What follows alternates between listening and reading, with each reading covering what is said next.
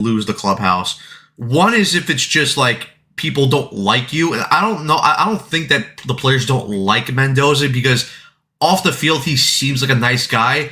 But I think they don't respect him. I don't think they respect his leadership. They don't respect his stature. And part of the reason why is the guy never holds anyone accountable. I mean, how many mistakes do we have to see from guys make every single time on the field? We talked about it last game. Alvarez with a huge mistake on the base pass. The Mets could have first and second with nobody out. Instead of him being benched, nope, stays in the game. We saw Jose Siri last year. 2 horrible defensive mistakes out in center field. And then gets a pitch clock violation on his first AB of the game, and he stays in the game. When you're allowed to keep making these mistakes, part of you as a player, but even like in a regular job, if you see that your supposed boss just lets you get away with everything, eventually you just become like lazy.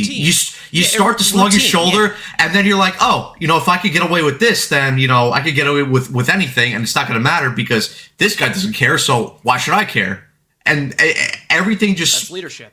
Slugs down right from there, and that's where the big reason thing for me that Mendoza has to go. It's the leadership is the biggest thing. I mean, of course, the fact that he can't manage a bullpen like you said, John, that's pissing me off. Thanks. He's challenged that. He's challenging that. Okay. Or I thought he didn't. I was gonna lose it. Yeah, he's challenging that. That's a strikeout. Thank you. It's funny, right? Because the ABS challenge system, like, this is a situation where you don't really necessarily want to challenge it unless it's egregious, right? 1 out, nobody on, like early in the game. You're like, oh yeah, you could let something slide, but I would consider that strike, and it is overturned.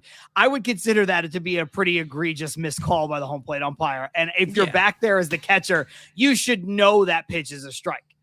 Yeah. Especially that said, Alvarez has been pretty good. You get the front row seat. Yeah. If you get the front row seat to it. And also the fact that, we just get a constant talk up about Alva. He's a hard worker. His receiving is fantastic. And listen, I think he's solid at framing. Everything else is a disaster. But it's just one of those things. It's like adding on to his blocking ability, his throwing decisions, his IQ that has been so awful, either just showing on the base paths or just the overall stuff. He's lucky that he's hitting, that I'm not going completely after him. But it's just and Bregman lines that ball down the right field line. Bush is going to go into third base. Bregman's going to hold up at first base. So the Cubs have runners on the corners here with 1 out. Neat. Yep. Lovely. The other thing that I said on our show on Wednesday about Mendoza, and like obviously we're not going to spend the entire stream talking about him, but just to finish the thought, I mentioned this to Ibby. Like, Mendoza has said stuff that the three of us can say. Fans can say. It's not really his place to say some of this stuff. And what I mean is, like, a couple days ago, he said something to the effect of like, yeah, I don't know. We have too many good players. It is kind of weird that they're not playing better. And it's like, dude, that's true. That's objectively true. It is weird, but you're the one who has to give us the answers, even if you have to tell us a kind lie or a convincing story, or just tell us the truth, but make us believe. To just be like, yeah, sick, real weird. You're like, and like, yeah, what? Give me something else, man. Yeah, I just feel like this entire week, I already talked about it on our show, it's just been so tone deaf. I feel like we're just hearing so much right now where, like, people are just not aware of this. Like, people that are, I don't know if they're just, again, I don't know if they're just treading water until Soto gets back, because Soto is a huge part to this offense. And you can obviously see with the jumbles that they're making right now. But I just, the Steve Cohen tweet, I mean, dude, oh my God, man. So tone deaf. So tone deaf. And then just, even the Lindor smiling at Ohtani, like, after the strikeout, which, again, he had a quality AB there, but everyone's going to see. Like, just don't poke the bear, please. You're already in a huge hole at this current moment. And I'm not saying that Lindor should never smile, and Lindor is the worst, and he's the cancer in the clubhouse like everybody says he is. But it's like, it always just seems like the timing right now when things are happening, this is not the time. Yeah. And it just makes it even more of a clown show when you're not winning. You're losing. You're on an insane losing streak. It's like, Cohen, shut up. I don't need to. And you said this. I actually reiterated this on our show. What you guys said on your show of, don't. I don't need a guy who said he's not a baseball mind telling me about baseball and giving me a breakdown about baseball. Exactly. Swing and a miss. Senga gets a huge strikeout there on Ian Happ. So now they're 2 away here. The Cubs still have runners at the corners. Great pitch by Senga. Really made him look foolish. Also, it seems like Senga's I've been talking to you guys, so I haven't been keyed in on every single pitch that he's thrown, but it seems like his fastball is back where it was. I saw a couple 96s, so it seems like he's throwing hard, and that's obviously a good sign. Yeah, the biggest thing for his fastball velocity is you just have to watch it as the innings go by, because he started pretty good in his last start against the A's with the velo, but then by the time he got to like the second and third inning, it already dropped down to like 93, 91. So that's the biggest key with Senga in his fastball. I'm seeing more cutters right here in the first inning. Yeah, which could be by design, I guess, right? Like, could Possibly, be a game plan thing. But yeah, Carson, like I've often defended Cohen for, I think he was getting he gets a lot of flack, as everybody with the Mets does, right? Like you could hand in hand it with the Lindor smiling at Ohtani. That's really a nothing story, but it is something that people can pick at, even though it's not worth picking at, because they've lost 8 in a row and because of everything else that we've already talked about. So like in the same way, I've given Cohen so much leeway, but again, you told me you're not a baseball guy. I don't want to hear about how the worm is turning and how this guy's had quality at bats, and I think it is made worse by using a finance term. Like, you're not even using baseball parlance. I understand what he was trying to do. I do understand what he was trying to do, but like, I don't want to be lectured by a billionaire, man. I don't want to be lectured straight off a by loss a billionaire. at 1:00 in the morning on the East Coast. Like, come on, man. Yeah, insane. And again, some of the stuff he was saying also accurate, right? Like maybe he was being fed that stuff or whatever, and like his green shoots, his quality stuff that we could lean on was all pretty much true. But like, dude, 1, nobody wants to hear it. 2, nobody wants to hear it from you. 3, no one wants to hear it at that time. And 4, like I'm sorry. I'm pretty anti-billionaire. I don't want to be lectured by a billionaire about baseball. That ball gets down, Benj unable to get it, and the Cubs score the first run of the ball game on a Seiya Suzuki RBI single. Lovely. And the game's great over. Try by Benj, though. Honestly, great attempt by Benj, and that felt eerily similar. Opposite side the Cardinals one. I was actually going to say the Kyle Tucker one too. The Kyle Tucker one that wound up being the game winner in the McLean game. Yeah. Nice try by Benj. Really good play, but well, it was fun while it lasted, guys. And then we also this other constant string. What's going on, Armand? Armand's celebrity in these spaces here. But I mean, we talked about it. We talk about it all the time. As soon as they get a runner into scoring position, it's the first pitch swinging. It's like, take a pitch already. You got the guy on the ropes. Like, let it simmer, let it float in your kiddie pool. You know what I mean? Like, oh Jesus! Jesus Christ! Gone. Home run. All right. Lovely. Opposite field home run on the next pitch. Yeah. 3-run shot, 4-0, which might as well be 40-0 the way the Mets are playing. Yeah. So basically, okay, so 96.3 mile an hour exit velocity to the opposite field. So the ball is flying out today. But does that really mean anything? I have absolutely no idea, but it's also Wrigley Field, so who knows? I mean, it doesn't, because the Mets haven't barreled the ball. Like in this losing streak, that's been the constant. If you want to look at, we could pick things here and there, right? We could say Devin Williams had a blow up. He did. I'm not making excuses for him, but he also didn't pitch in 9 days, which is back on Carlos Mendoza for not finding a way to get him into a game when all of these games were close. Like, the Mets kept the Dodgers close for 3/4, 85% of that series until the things got away from them in that final game. And so, like, the pitching, by and large, has been good in the starting rotation and in the bullpen, with a couple starts here notwithstanding. I mean, the Mets offense has been so anemic that if they were just below average but palatable we're not even talking about an 8-game losing streak. Yeah, it's just I don't know. He. I mean, again, that ball. I just don't want to hear. Like at this point, I just don't want to hear it. At this point, I mean, I'm so done. It went into the Wrigley wind, whatever. If the way this series goes, that I think it's gonna go, and that I think we all think it's gonna go, and I know Carsey was saying that they're gonna wait. He can't be at Citi Field for the Twin Series. I'm sorry, it can't. If you go into that series on an 11-game losing streak, you can't be the manager when that Twin Series kicks off. It can't happen. I'm sorry. Yeah, the first run comes across, the boos are just going to come down. I do agree with you. I said to Ibby, like, I didn't think he'd get fired until like sometime in May if they got off to a really bad start. But a really bad start. No Soto as the crutch right now. Right, but like, listen, this team should be better. No Soto doesn't mean 11 losses in a row. You talk about the deficiencies of the offense, and that's true. But also, like, some of this other stuff that I already mentioned, like the Dodgers didn't play their best. The Mets pitching kept them in check. Yeah. Like, there's you find a way to squeak out that game. That McLean game, I know you're not playing at home, and I know that gives the Dodgers the infinite advantage. But you're telling me you couldn't squeak out a run here or there, and then they go to Vesia. Vesia has nasty stuff. But they were swinging at pitches like these guys are like it's bases loaded. The Mets are down 3 and you're trying to win the game right there with a grand slam. Dude, just get on base. You're down 1 run. Vesia was 1 pitch away from an immaculate inning. Yeah, that's how bad it was. 1 pitch that even like whispered near the strike zone. Yeah. I don't. Again.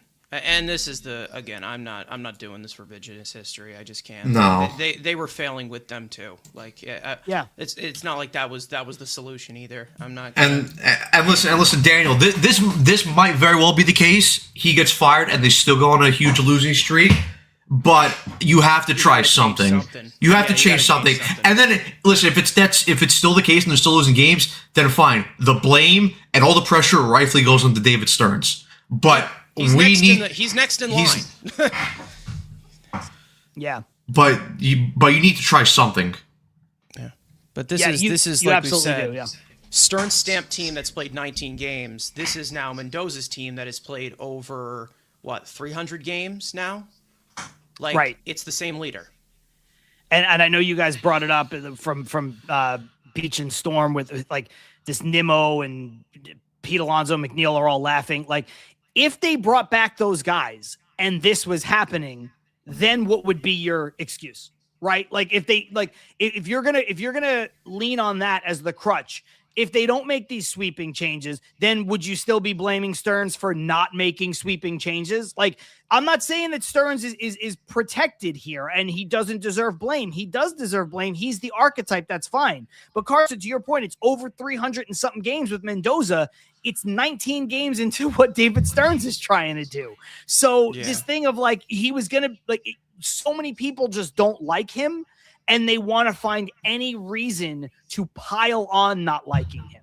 You want to blame him for the way this season has started? He certainly deserves blame, plenty of blame to go around. But if you're blaming him and saying that these guys who they failed with for the better part of a decade are all somewhere else and laughing, despite the fact that none of them are really performing at a super high level outside of Brandon Nimmo, like, then you wanted to be pissed at David Stearns anyway, and you just keep looking for excuses to be pissed at David Stearns. The previous ass is better than this ass. So, this is fine. Like, this mentality. No, and listen, I've been a huge David Stearns defender. And listen, right now, as the way it's going, it's hard to defend him because the product is this bad right now. But there are some people that just hate on Stearns. Because he was selected from outside this organization, and he, claimed and said, he's gonna, fix everything, do things different. Listen, genius. Listen again. What's boy genius gonna do? Exactly. And If you wanna get on David Stearns, do it for the correct reasons. And don't hate him that was because my impression his name is David Stearns. By the way, that was my impression of you, Ken. Yeah, I agree with you on that. Like, there is stuff that you could get on him about 100%. And we've done it on our show. And then people, throw it back in my face. I mean, they don't do it to Ibby as much because Ibby is nicer. And so whatever. But, they throw it back in my face like, oh, yeah. It's like you're just such an apologist for him. There. Nice throw by Geno Smith over there. Fucking yeah. What was that? The Mets have their second hit of the ball game. Alvarez with the single. Oh, I can't make the Geno Smith jokes because I got a Jets fan in here, or two Jets fans are between me. I don't care. I don't. Bro, the Jets are irrelevant. The Jets lost me 2 years ago. I if said you I want wasn't the number one watch pick, anymore. this is the guy to get, and I know that by fact. This is the guy to get you the number one pick. If you want to follow our model, maybe a little Pete Carroll in the front office, maybe a little bit of that. Maybe bring in Chip Kelly to screw up plays that weren't even in his playbook. So you want the number one pick? There you go. Here's the best hitter in the lineup, even though he's had like 3 plate appearances for us already. Yeah, that's our MVP this year, MJ Melendez. All right, but he's ahead of the count here, 2-0. And he didn't swing for his pitch. What a beautiful concept that is. Not swinging for his pitch. The bus from Syracuse yet? Yeah, not yet. There's still time. Here's a 2-0 pitch from Cabrera. Lays off that pitch, up and in. 3-0 count to MJ Melendez. Damn right. The best $70 million the Raiders have ever spent. But, I mean, we need a competition, though. Geno Smith versus JT Miller. Who's the better tank commander? JT Miller does it to a level of competence, though. He comes back what was it? He doesn't sit or whatever. What was it? He scored a few goals or whatever. Like, fucking asshole, man. He thinks he did something. 3-1 count to Melendez. Here's the pitch. Takes that pitch up and in. Let's see if he challenges, though. No, he won't. I wouldn't. I think that might have caught the top of the zone. Yeah.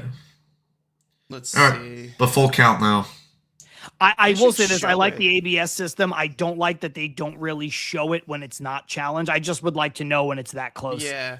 I think the broadcast should show pop it up it. on StatCast here. Yeah, it was outside. That's that high. Yeah. Here's the 3-2 pitch to Melendez, and he drives that ball into right field, and that's going to get down for a single. So the Mets will have runners at first and second here with no outs. Carson, it was close though, right? It had to be super close. It sat high. It sat high, but it was borderline. So it can go heads or tails. I think that brings me back to what I was saying before, where it's just like, I know the Mets are down 4. That maybe if that's a strike 3 call, you want to challenge it if you're the hitter. Yeah. If it's not a strike 3 call, you kind of just stay in the at bat, which is what Melendez did there. To his credit, he just kind of like kept his head down, got a pitch he could hit, put a good swing. And Semien drives that ball out to left field. That's going to get down in the gap. Alvarez will round third base. Melendez will get into third base, and Marcus Semien is into second base with an RBI double. So the Mets cut the lead down to 4-1, and they have runners at second and third with no outs. I was about to say, here comes the first pitch swing by Semien, but at least he did damage on that one. Well, at least the day is saved. That's a first pitch swing, though, you don't mind as much because it was a center cut pitch. Now, Robert didn't swing at the worst pitch I've ever seen, but he didn't swing at a pitch that you're really looking to drive. Like, I think you got to have it like middle, down the dick. All right. Everyone calm. Everyone quiet. Here he is. TikTok boy. TikTok boy. Crumble cookie, anyone? Playing shortstop, apparently, according to the SNY graphic. Nice. Wouldn't be surprised. Super utility man. Beatty swings at a pitch outside the zone. What else is new? Down 0-2 in the count. Mm-hmm. Me and Ibby had a gentleman's bet whether or not Beatty would have a walk by the next time we recorded our show next Wednesday. Yeah. Well, Ibby said he would. I said he would not. not. Big change-up guy, so we all know he's going to chase it if you throw it with 2 strikes. Here's the 0-2 pitch to Beatty. Swing and a miss. Brett Beatty goes down on strikes, swings at a changeup outside the zone, and in typical Brett Beatty form, he strikes out and looks like a dumbass at the plate. That pussy got power though. It's got a lot of power. See you on TikTok, everyone. He just doesn't, though. He doesn't. No. I cannot, listen, I know me and Carson are like the poster children for hating on Brett Beatty. And I've said this on Twitter. I've said this on our show. I've said it to Ibby directly. Part of the reason why I hate on him as much as I do is because he gets defended more than he deserves by comparison to other players. Like the same people who hate on Francisco Lindor defend Brett Beatty. And you're like, one of them's going into the Hall of Fame as a Met. The other guy has never been good outside of 2 months of his major league career. So you're forcing my hand here. You're making me push harder against it. It's the provoking that people don't understand. It's like, why are you hating on this guy? Have you watched the guy play? It's also what you said the other day, Carson, where it's like every time someone shits on Beatty, it's like, well, what about Vientos? Yeah, Vientos has got to come into the mix too. Well, and that's my issue. People keep telling me I've defended Vientos vehemently. I'm like, first of all, I haven't. I just said I believe in him more. And if you're gonna give Beatty the grace, why doesn't Vientos get the grace? That's the other thing. And I don't think either one of them necessarily deserve it. But you see how quickly people drag Vientos. Taylor drives that ball out into the left field gap. That's going to get down. It's off the wall. 2 runs will come across the score. Melendez comes in, and Taylor is out at second base.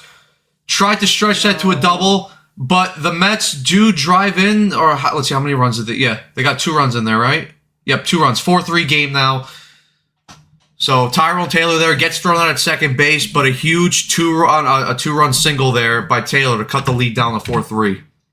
Thrown out by PCA. How could they let go of this guy? Did you know that PCA was a Met, guys? Did you know that? Never heard of it. I actually, the same person who told me that told me Todd Frazier's from Tom's River. Wow. Yeah. Interesting. He overslid that. Oh, no. Okay, Hoopus. My guy. He actually got around. He got over the tag. And then he got over the tag. He actually. Okay. No. Yeah. Yeah. Now here's Carson Bench, hits that ball to left field, but Happ will settle underneath it to record the final out of the inning. But the Mets do cut the lead down from 4-0. They get they cut the lead down to 4-3. We now head to the bottom part of the second. In some angles, he looked safe when he got over the tag, but then he overslid the bag and he was done. Yeah. I think he was safe. I think when he overslid the bag, the tag was still on him and he's out. I also don't mind the aggressiveness there. Try to get into scoring position with 1 out. You've already put up a couple runs. Obviously, if he's making that out at third, it's egregious. If he's getting thrown out at home, it's egregious. Trying to get to second, I don't hate that. I really don't. Yeah, that I don't have a problem. He's a plus runner, so. Yeah. That's how you respond there, though. It is. And, I was going to say this as it was happening. Look, they've been very, very, very, very, very, very, very, very bad. And I don't want to try to sugarcoat anything. People could be frustrated. They should be angry. They should be confused. All the things that people are feeling, they should feel. But, and I'm not trying to preach positivity here, but it is only 19 games and they're not going to be this bad. Do you believe that Lindor's done? Do you believe Bo Bichette forgot how to hit? Do you believe, you know what I mean? There's some of this, there's some of this stuff that it's done. It's finished. Yeah. And I know you're being sarcastic. His wife is running. His wife is draining everything out of his mind. She's running the clubhouse. It's a mess right now. And to bring the conversation full circle, I think that's why when me or you, Carson, especially attack Beatty, people are like, "Oh, well, no one's hitting." Well, yeah, but I expect Lindor to hit because he does. Because when has Brett Beatty hit? That's the thing. It's correct. Exactly. Oh, sorry. Last year he had 2 good months. Yeah. Sorry. Well, my bad. When he found the ball into the ground 60% of the time. Well, he did hit a homer off Zach Wheeler. He hit a homer off of Zach Wheeler. Yeah. But Carson, you love Baez and wanted him re-signed. To be honest, I'll still take him back because he has fucking dog in him. That's why. I take a risk. Even when he was at the worst of his performances, I would have. Oh my fuck, dude! This guy fucking sucks. Please get him off the fucking field. I can't watch this guy. Jesus Christ! Fucking Stevie Wonder would have a fucking easier time fucking fielding that ball. Oh my god, dude! Utility. Jesus fucking Christ! A guy with no arms could have fucking fielded that ball better. Yeah. Fortunately, he stays with it enough to make the play. Yep, because what's his name doesn't run well. Or no, PCA. not. I thought that was Hap. Never mind, that's PCA. No, it's PCA. Yeah, Hap doesn't run well anymore. Right. Senga falls behind Swanson here, 1-0. Come on, Senga, shut down inning, big boy. I can't with that fucking ginger fuck, man. I can't. The 1-0 pitch misses away for ball 2. It was a good pitch. Oh my god. Where's Jared Young when you need him? Oh yeah, I forgot. Dude, Wii U characters would always field that shit, man. They were elite. Yeah, has anybody ever made it? Has any character ever made an error in Wii U? I mean, they're bots. Like I'm pretty sure like the first few levels that you go through with that game, there's some errors, but they pretty much vacuum everything after that. Like once you get to like, what is it, like the 150 pro level or whatever it is, I forget what it is, but all right, yeah, Sega gets the count back to 2-2. Those dudes were goats. It was just a bunch of Ozzie Smiths and whatever you want to call it. 2-2 pitch. That sweeper misses inside. Full count. All right. Well, that's a pretty uncompetitive pitch. Yeah. On a 2-2 pitch. Full count to Swanson. And he lays off that cutter outside for ball 4. Yeah, see, that's a better pitch to throw 2-2. You know, he kind of wasted the waste pitch by throwing him the backup sweeper or whatever it was that broke in. Easy take. And I think, you know, maybe you get away with that other pitch on 2-2 a little bit more so than 3-2. But here we are. Oh, here's Nico Horner. So we're back to the top of the Cubs order, and Senga misses outside with that cutter. 1-0. His control has been dog shit so far this game. Yeah. Here is the scorching hot Nico Horner. Nobody can get this guy out right now. 1-0 pitch. Yep. And Horner, that's fucking gone. God. Why did Stearns bring this fucking asshole back? Jesus Christ. It's probably no one fucking him wanted and him. Peterson needed to fucking go. Yeah. Yeah. Well, he had a phenomenal offseason, though. He had a very obtainable offseason. Yeah. Forget everything, single detail we know about this guy of how he's probably one of the softest guys in the league. Well, one of the softest. Like you know, Carson, just to add to it right now, I mean, you think about the 2 home runs he's given up now, right? Yeah. Both of them have come after something kind of makes him feel not great, right? You had that little blue pit in front of Benj, and then on the next pitch, he gives up a bomb.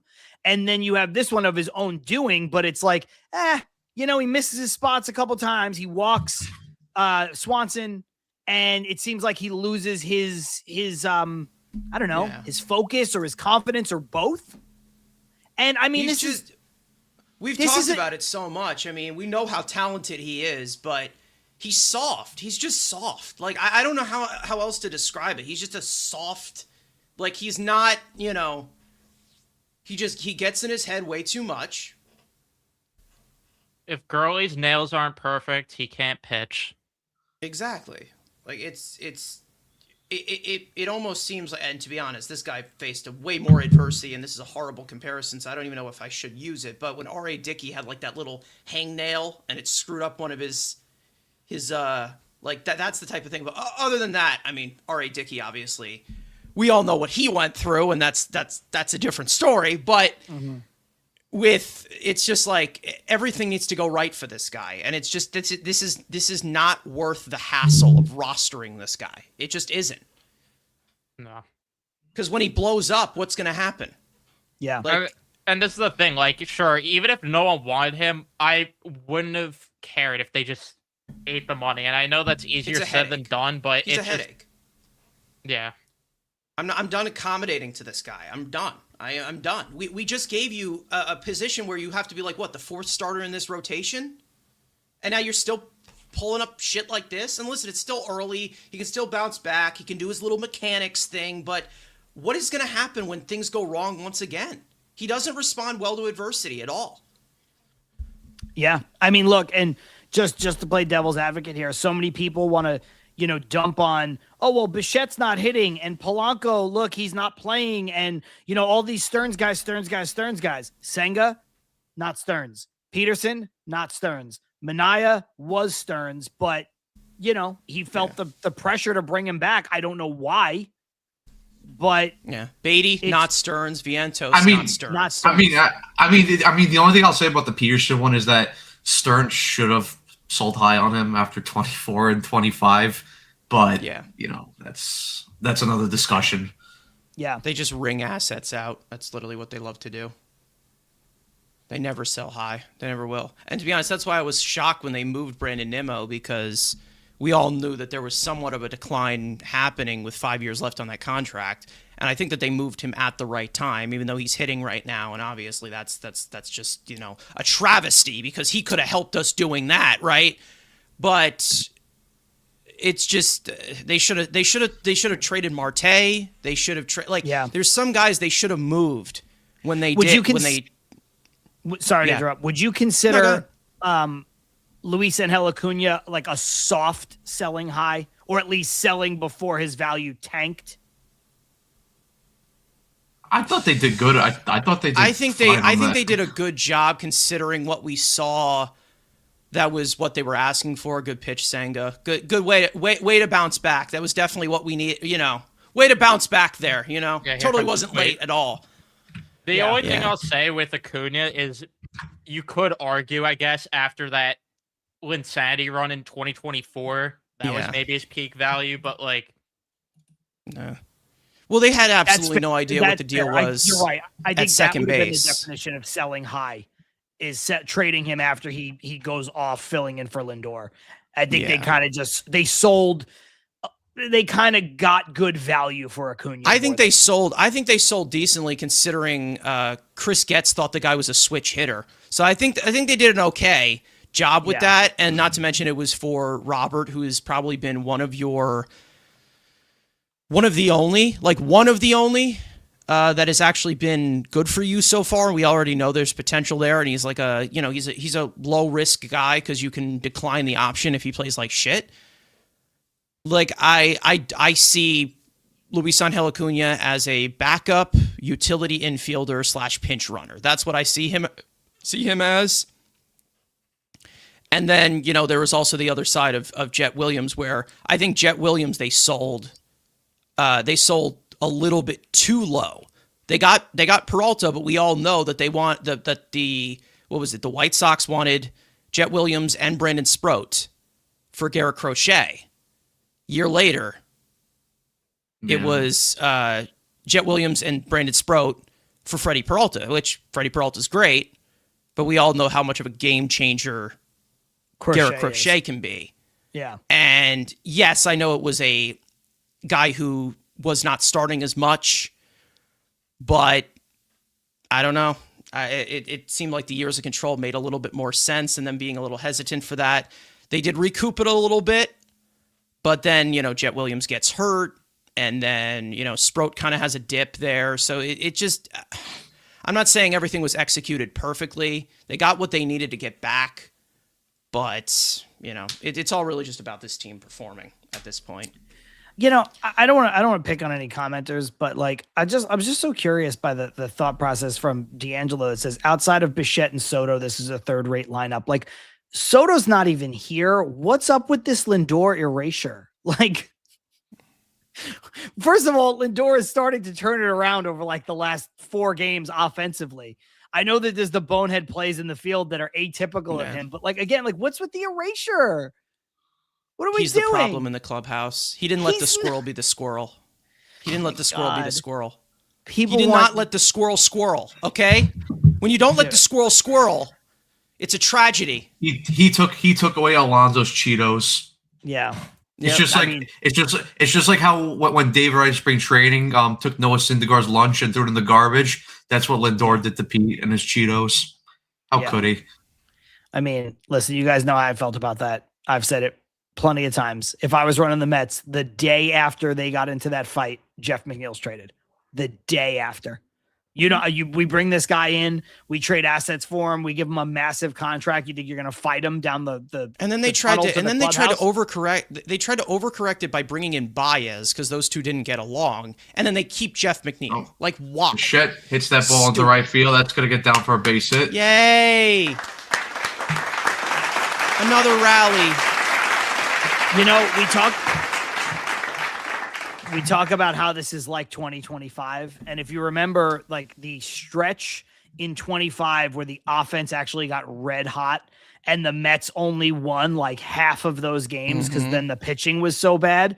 That's what this game feels like. That's what that game against the A's feels like, where it's like, okay, yeah, this is signs. Like they showed real signs against the A's. They were fighting back.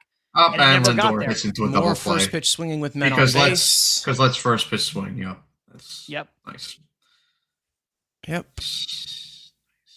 I feel like we've gone to no aggressiveness to overly aggressive. Like there's no median. Like I don't get it. I have no idea what's going on. But I think that's guys pressing. That's guys wanting to do everything because guys feel like they have to because they're now mired in an 8-game losing streak and they started to come back and now the pitching is betraying them. And Carson, that goes back to your point. You know how you fix that? Leadership. Yeah. Go out there and do what you're going to do. To tell you. Yeah, but we have talent in the clubhouse, so we have talent in the clubhouse, so it doesn't mean anything. Yeah. And Robert skies that ball. Bregman gets underneath it, 3 outs. Yeah. But you need to be able to stem the tide here. Like it's funny because I'm trying to tell people like I'm not trying to preach over patience, but there is still so much time left of this season and fans don't want to hear that. And I get it, but the guys in the clubhouse should want to hear that. You know what I mean? Like if you're Mendoza, I talked before about the stuff that Mendoza said to all of us that we don't want to hear as fans because we need the manager to be the steadying force. Well, it's kind of the flip side where it's like, yeah, fans aren't going to want to hear patience. It's early. I get that. The guys in the clubhouse need to know that it's early. Like you could get to a point where these 20 games don't even matter. But you can't make them matter by compounding. And that's what they're doing. They can't get out of their own way. And they're making it matter. Look who it is. It's your John's counterpart is in the crime. Chat. Ibby's here. Yeah. Who invited Saponaro? Us. Well, we did. Ibby, there's more room here if you want to join as well. You want to make this full Mets weekly till Mets do his part, but you want to over here have a life or something, like a weirdo. I think Ibby's actively at work. Probably is, right? Yeah. A's fan here so far. Thanks for McNeil. He's been a solid player for us. Enjoy. There's nothing wrong with Jeff McNeil. Don't worry. You won't see any dog day things of, facing adversity or anything when things go wrong. You're going to love Jeff McNeil. You're going to love him. He's a steady guy. He really knows how to hold it together when things go wrong. Don't worry. Yeah. He totally doesn't have like temper tantrums when he strikes out or something. No, he's not. He's not extremely sickening to deal with at all. And listen, it's all going well now. Don't worry. Just wait. Yeah, and then Armand saying back here, Senga's still in the books next year, $50 million, but with the lockout happening, this will be Senga's last year. He has a conditional club option for 2028, which the Mets better not activate. So yeah, at least, again, it depends on how long the lockout's going to be. I always said for me with the lockout, we'll be lucky if we get half a season next year. If they do that, you might be right. If Major League Baseball allows that to happen, they are more tone deaf than I ever thought they could be. This losing games over a salary cap, when a salary cap doesn't even fix the issues with your league, losing games over a salary cap when you could just punt this decision down the line like 2 or 3 years to when the TV rights are negotiated and teams could be flush with cash while this like league has never been more popular is a fool's errand. But you're probably right. If they lock out for half the season, I think if they miss any games at all, it's a joke. Yeah. But it's not a conversation today. They're missing games. That's a guarantee. I think that's a joke. I think it's an absolute joke. No, because there's an easy solution to it. They just don't want to commit to it. Also, nice challenge, guys. What's the solution, Carson? I mean, that you have to go with a salary floor, obviously, which they're not going to do because even Manfred shut that down and said, "Oh yeah, I'm not telling the owners to use more of their money. That's just not fair." Like, all right, yeah, not fair to billionaires. Yeah, not fair. Poor billionaires. Their wallet hurts. Like, oh man. And I'm sorry, I don't want to come on your show and make a socio-political statement, but like if there's not a more perfect microcosm for the state of the country than Manfred saying, I'm not going to tell billionaires how to spend their money. Oh no. Like, stop. Yeah. It's disgusting. Yeah, it's unbelievable. I wonder what's going to happen here with this next pitch. I have an idea. I have an idea. Oh, you walked him. What a shame.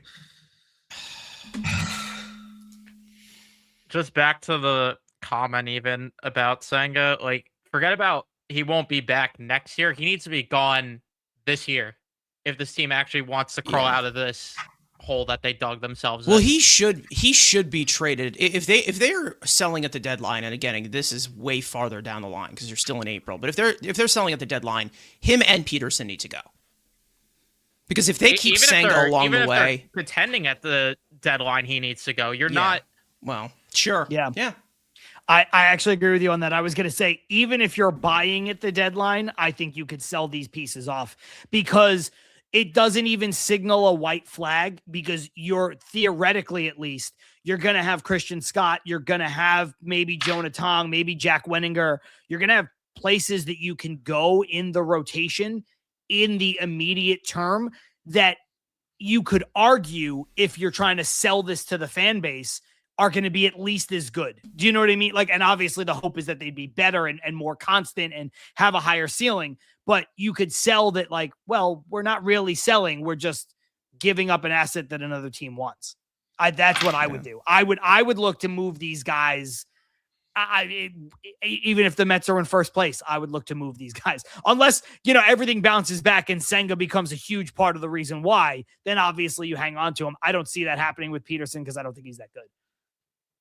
Yeah.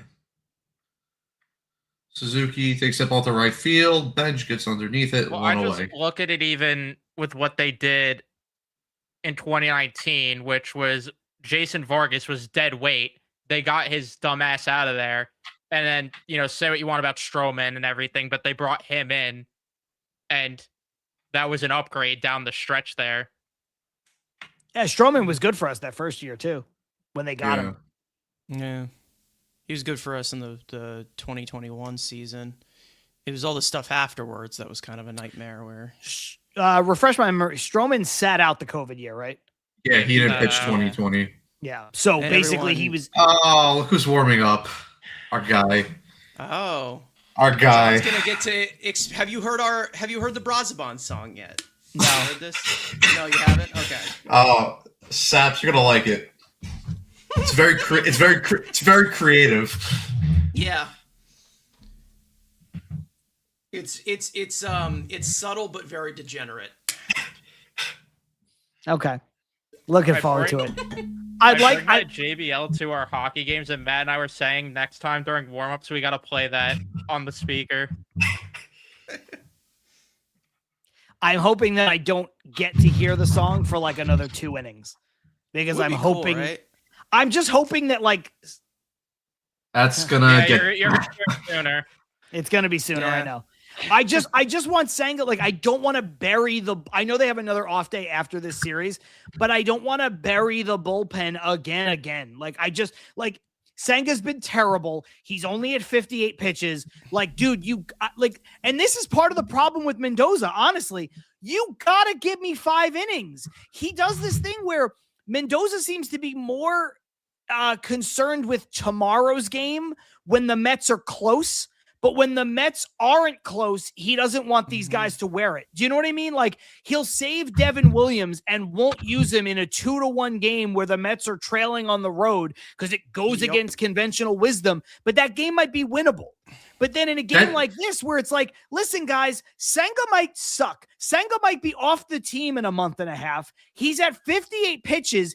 Give me 5 innings. I don't care if you give up 10 runs. Like you got to keep pitching. His handling of Devin Williams so far this year has been like terrible, and it pretty much continues off where he left up with the handling of Diaz, and even Evan talked about it in our group chat. He's like, the next time Devin Williams is going to go out there, he's going to suck ass because he hasn't been used in like 9 days.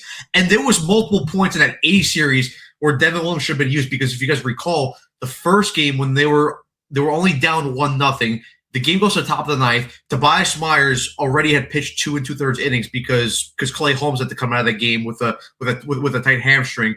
And instead of using Devin Williams in that spot to keep it a 1-0 game, and I know the offense wasn't hitting at that point, but instead of keeping it close 1-0 to get to the bottom of the ninth, he tells Tobias Myers, nope, go out there when you've already pitched 2 2/3 innings. And then Tobias Myers goes out there and gives up 3 runs, and it's a 4-0 ball game by the time he heads to the bottom of the ninth. And there you go. You have no chance to come back in that ball game. And it's just even more frustrating because he always looks for the perfect spot to put him in. And then it gets to a point where, okay, you have to use him at some point, and you're not going to get that perfect spot. Double play. Good turn. That was an amazing stretch play. Did you see that by our first baseman? That was amazing. Don't look down. That'll be on TikTok. It's ancient history now, but I think between the first and second series of the season, Ibby and I talked about this on our show. I brought it up where there was a game. God, I don't remember all the particulars now, so I'm sorry. This is going to be bad podcasting. But basically, the Mets go to Dickie Lovelady in a 1-run game at home. Against the Pirates, probably. Yeah, Game and then 3.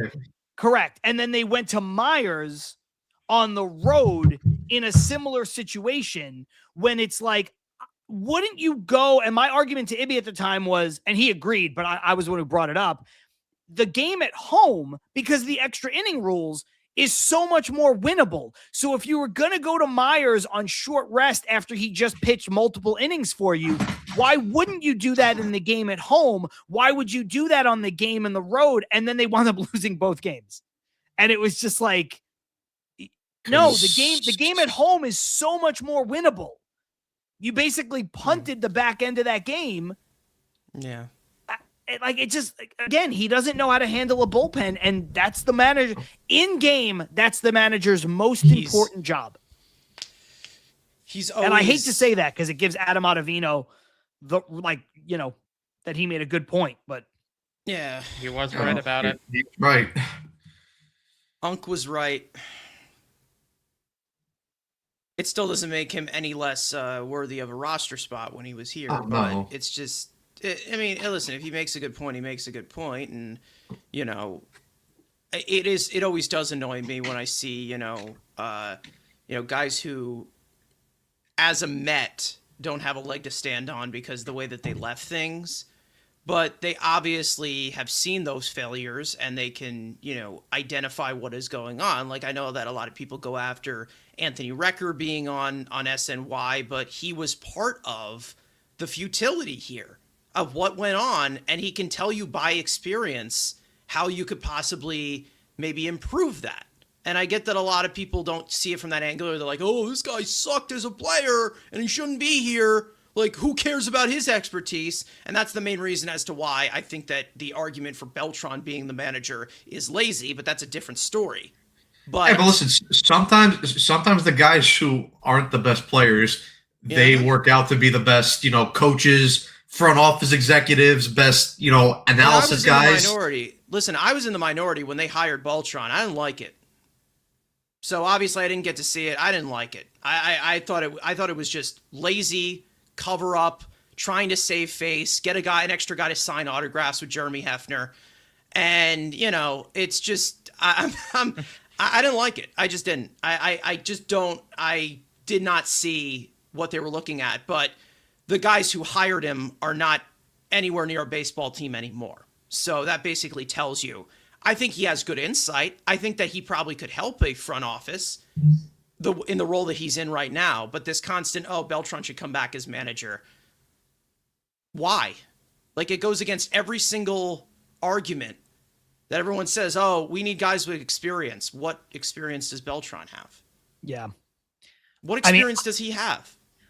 I thought it was interesting when they hired him because some of the things that you just brought up, which is just like, he was a great player, of course, but he was also a guy away from that. Yeah.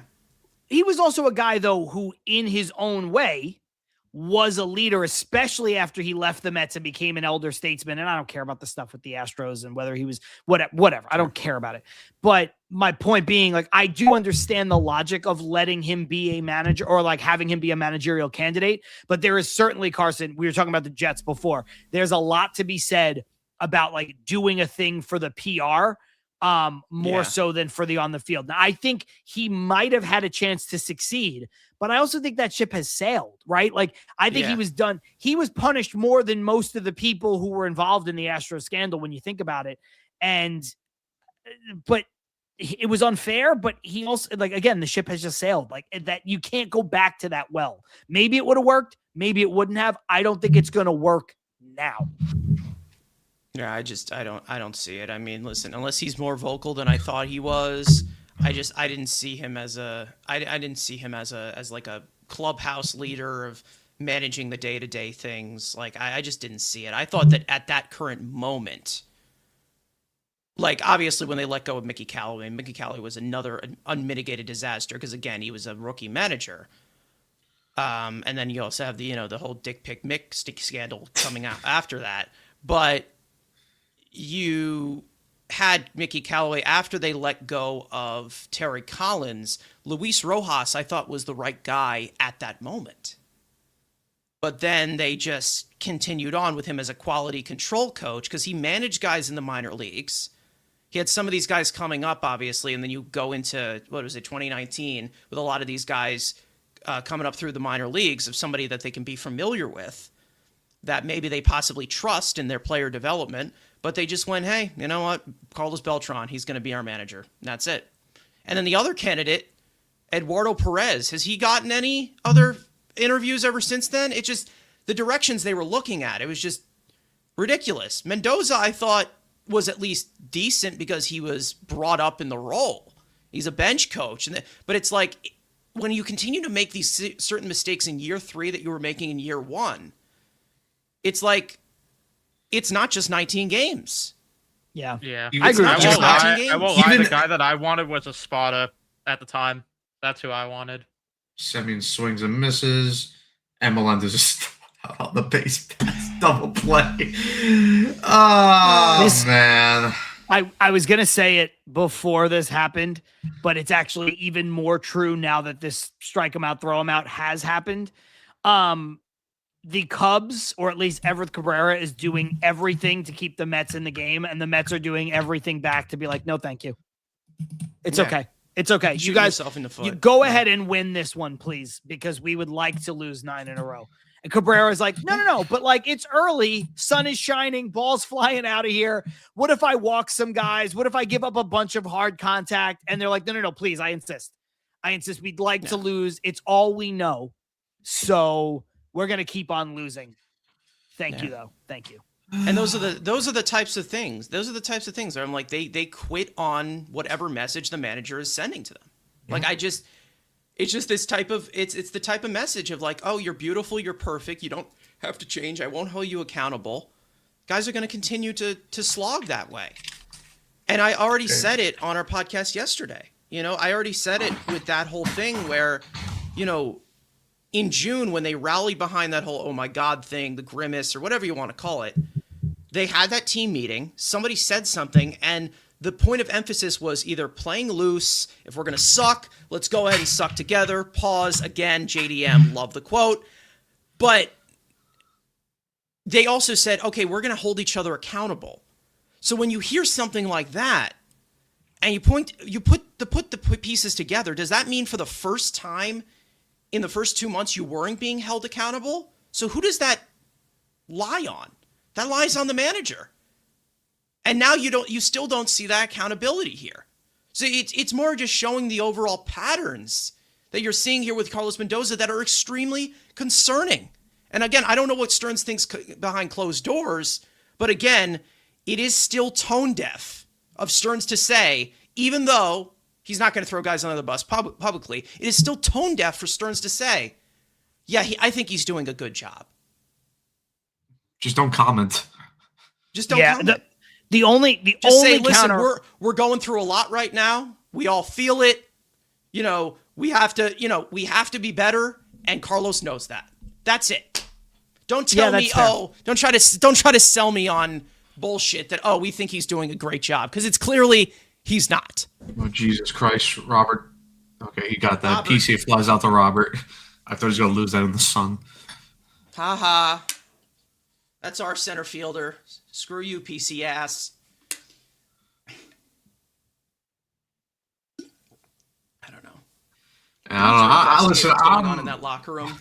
We as fans can't be left in the dark. It isn't right for us who pay hundreds. Listen, we have no idea what is going on in the locker room, but we can make inferences of what it is. And to be honest, every inference that they've made so far from the front office, from outside of the clubhouse, has looked to be wrong right now. So I don't know how they right the ship here, but the next one is going to be Carlos Mendoza. And then after that, it's going to be David Stearns. So like I already said, we're going to get to Stearns eventually. We're not there yet, but we're going to get to Stearns. We'll get there if it proceeds to say so. Yeah, and they just showed on the picks broadcast, but rest in peace to former Angel and former World Series champion Garrett Anderson. Gary Anderson. That's a little before my time, but I'm aware of that Angels, the 0-2 Angels team. That you want to talk about dog? That's dog. Nice 100%. Stretch, Beatty. Good play by Bichette. Very good play by Bichette. No easy segue, of course. Garrett Anderson, very much in my wheelhouse as a kid growing up. RIP for sure. Gone too soon. 53 years old, I think, which is insane. I know they didn't get the out here, but very good play by Bichette. Just too much speed, I think, on the runner. Didn't seem like there was any wasted motion in the transition. Throw was strong from a knee. I mean, no double clutch, everything that you could want. And honestly, good stretch by Beatty. Very good stretch by Beatty. Just too fast. Let's take him out. Senga's out of the game. I'm Here sorry. it is. Oh, no. Guys, I'm sorry. We're going to pile on Mendoza here. This is what I'm talking about. Look, I'm not telling you that Senga's pitching great. He's not. It's lucky. It's an infield hit. It's an infield hit. Now is not the time. Yeah, but he can't handle it. He can't handle it. He thinks that his fault, and the entire building's going to collapse. You know who can handle it, though? All right, here it is. Yeah. You might be right about that. Sorry, I'll let you get to the song in a second. Oh, yeah. You might be right about that, but if you're going to do that, then just take him out in the second inning after he already goes down 4-0. You know what I mean? Like by that own logic, you've waited too long to take him out because you scored 3 runs back and then he gave up another 3. Yeah. All right. This man could handle it. This is so stupid. I forgot how stupid this song is. If you get the reference, John, we'll explain it to you in the pirate chat if you need to. From Bill Miller, Dominican Republic, he who was Scarborough's back and threw on dancing feet. 6'3", leaning mean, right arm slinging fire. Late bloomer legend took the long road higher. Signed with the Rockies, bounce around the grind. Then Miami called bullpen savior in his prime. Sweeper got that nasty bite, slider got the dip. Hit a Seals, go yelling.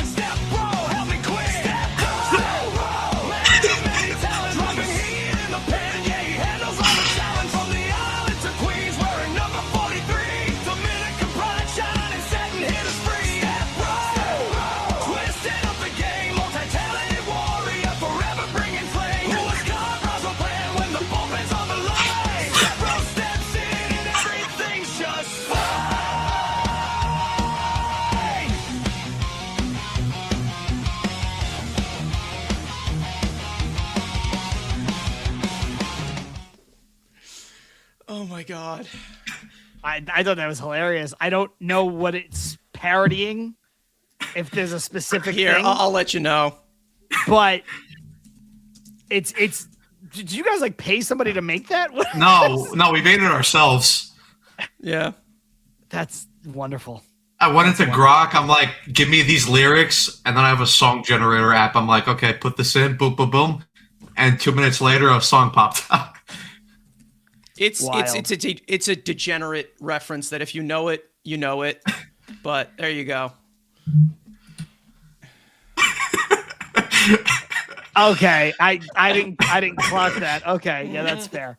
That's fair. I didn't put 2 and 2 together, but now I see. Babs, you're cute. Very boy. funny. Yeah, hopefully we'll get the Rayleigh song also, but it's probably unlikely. Nah, yeah. Grab the washer. Yep. Can Yeah, you? the Rayleigh song is the best one in my. Actually, no, the best one we can't even play on here. Can know. you play them and not get demonetized on YouTube? Oh, no, Yeah, I it's mean our they're songs. original. Yeah, they're Right. original from AI. So Right. Yeah. But you know, How much longer is that song? Oh, that's just one verse. yeah, there's another It's just verse. one There verse. is another verse. Isn't it like Yeah. a 3 or 4 minute song? The full. Yeah, it's one? like a 3.5 minute song. Yeah. So it's a song. Yeah, It's Left-Handed Patriot is better. Yeah. Yeah. For real. Left-handed Patriot's like 5 minutes long. There's another chopper. Did Yeah. he just chop? We He got- chopped that off the plate like straight into the air, huh? One of those Yeah, like I just think so. plays that you literally cannot make, either off the plate or right in front of the plate. Yep, right off the plate. Yeah. You hit it. Technically it's a ground ball that goes like I don't know, 75 feet in the air. On one Brazaban's bounce. another one who loses it like a lot when there's runners on base as well. Like we thought he could handle pressure a little bit better, but like I mean, listen, when the washing machine gets jammed, I mean, there's no one better to fix it. so stupid. Oh my fucking, this guy was Semyon. Just take the out at first. I don't think I'm not sure Brazaban was going to get there. I got to see it again. Yeah. No, but it goes off Beatty's glove because this fucking idiot can't fucking handle a ground ball to save his life. No, I agree with you on that. I don't know if Semyon had a play at first. Let's see here. No, he had him. Yeah, he had him. You're right. Yeah. I just needed to see it again. No, because see if Beatty's fucking tall fat head was probably blocking him. Because Beatty's sitting there. What happened? I wasn't We sure. on TikTok? In real time, I saw Brazaban was in frame, but I wasn't sure if he broke immediately or not. But obviously he should have, because you think the Beatty first was baseman's fielding that ball. probably blocking. Yeah, he's probably blocking the late. He was going to cover first too. Stepbro's always at. Beatty! Why Stepbro's can't always on site. why can't Beatty be the one who gets fucking stuck in the washing machine? Just fucking leave him there. Carson, we might not have all the angles to prove Oh this. god, and now you're a shaman. We might not have all the angles to prove this. There is a chance that Beatty was in the way. There's a pretty good chance. Yeah. He's always in the way of everything. My happiness. He's always in the way of somebody else because he needs to be on the roster. He's in the way of other things that I can't say on stream. Get me gummy bears. Maybe I might need gummy bears. Yeah, here comes the damage control Chris Drury style media here. Fake news, am I right? Beatty can do no wrong. I'm sorry. I cannot, whether he should have thrown to first or not, I cannot get down with BBA saying our Gold Glove second baseman. Jeff McNeil is not within a prayer of that ball deflected by Beatty. Nobody the Mets That's have had going playing into right second field base. if it's Yeah, like he made a great play being heads up, good play and then by he Lindor there. and then he went with what he thought was the better play, and he is no mockery, a Gold Glove second baseman as of last year. Like, you can't give Simeon flack. Like, look, I agree. Brazoban was there. He should have went to first, but you can't give him flack for even being in that spot.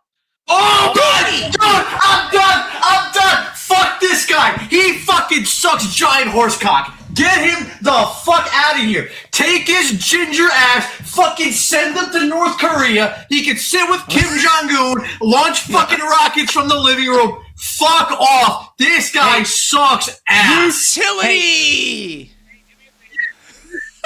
I wish we could. It's too early for this. Yeah. Hey, do me a favor. Bring up BBA's comment coming back at me after that presented without any extra commentary from me after Beatty's error just now cost them another run. Yeah, this is a great player we got here, guys. Same broke out outcome last for year. nothing. Congrats. You should be our manager. I'll tell you what, Beatty wouldn't be playing if I was the manager. In the words of Andrew and his beautiful music design, Beatty sucks Godzilla cock. It's that bad. Yeah. It's got its own zip code. It's got its own zip code. It's fucking bad. No, it doesn't. Screw that up too. He would have screwed that up too. So what's the point? Like, God. And Beatty will not be benched for that. We all know he won't be. No, he should be out of the game in between innings. He should, but he won't. He should be. Because Mendoza will say, "Oh, it's okay, Brett. It's okay. You'll do better next time." A real manager. Yes, I've seen Alonso make fantastic defensive plays before. True. But that still does not get away from the notion. A real manager would have pulled him in the middle of the inning. Yeah. I don't know. I don't know. Grabbed him by the shirt, but you can't do that to Golden Boy. No, you can't. I will say, I don't know if there's many managers that's going to pull that guy in the middle of the inning. It's very, like, I'm just saying, it's very embarrassing to do that to a player. And I'm not sure that you would do that to a player. You could, however, do it in between innings.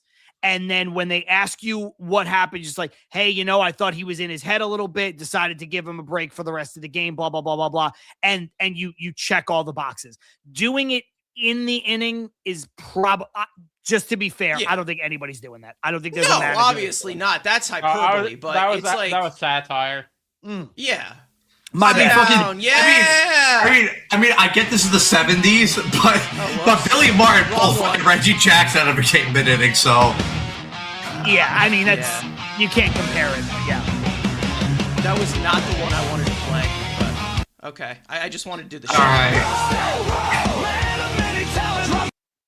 All right.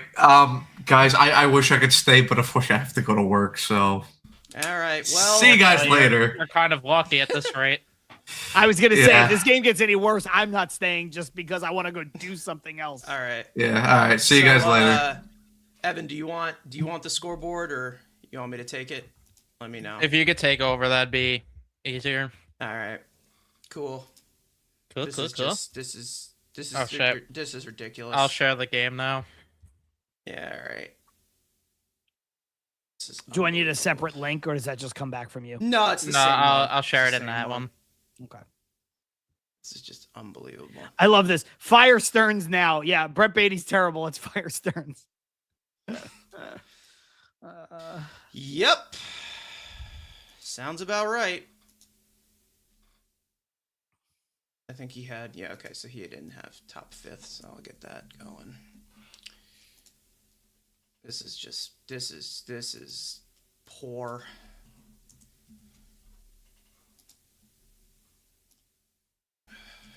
Well, and now we're going to burn out Huskar Brazoban, and he will be probably dead by next week at this rate because our big, amazing Kodai Senga with his spooky little ghost fork can't go through 5 innings when he faces a little bit of adversity. This is the thing we talk about with Senga all the time. Yep. He has a great ERA, though. So, actually, he doesn't. So, never mind. Yep. This is also on Keep barking up that same tree. Stearns. So why don't you get a recognized first baseman? Okay, sure. his first baseman, they're toying around with his health right now. Yeah.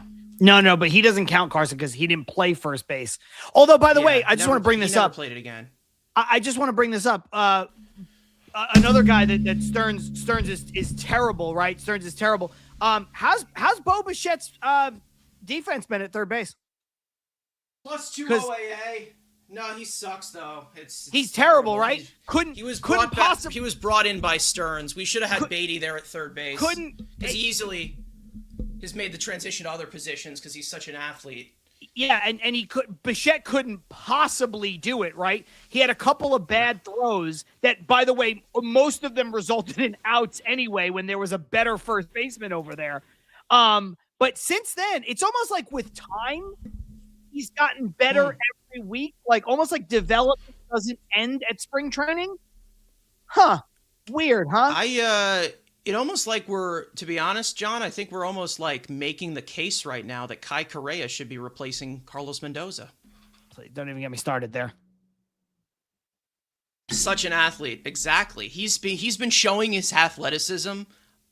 And let me tell you, I am going to be drooling over all of the TikToks about his butt after the game. I'll tell you, it's just going to be amazing. Yeah, I'm just making it up though. You know, the heat I get about Beatty is just it's a personal level. I'm just making it up. Why didn't this change? It did not change. Whoops. There we go.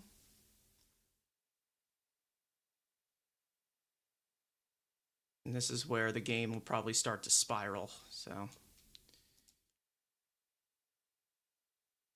it's just I don't know what else you can do. Like I just really don't. This is getting to a point where no one will be held accountable because Beatty just came into the game and, you know, he did what he usually does, is pounding a non-fastball into the ground.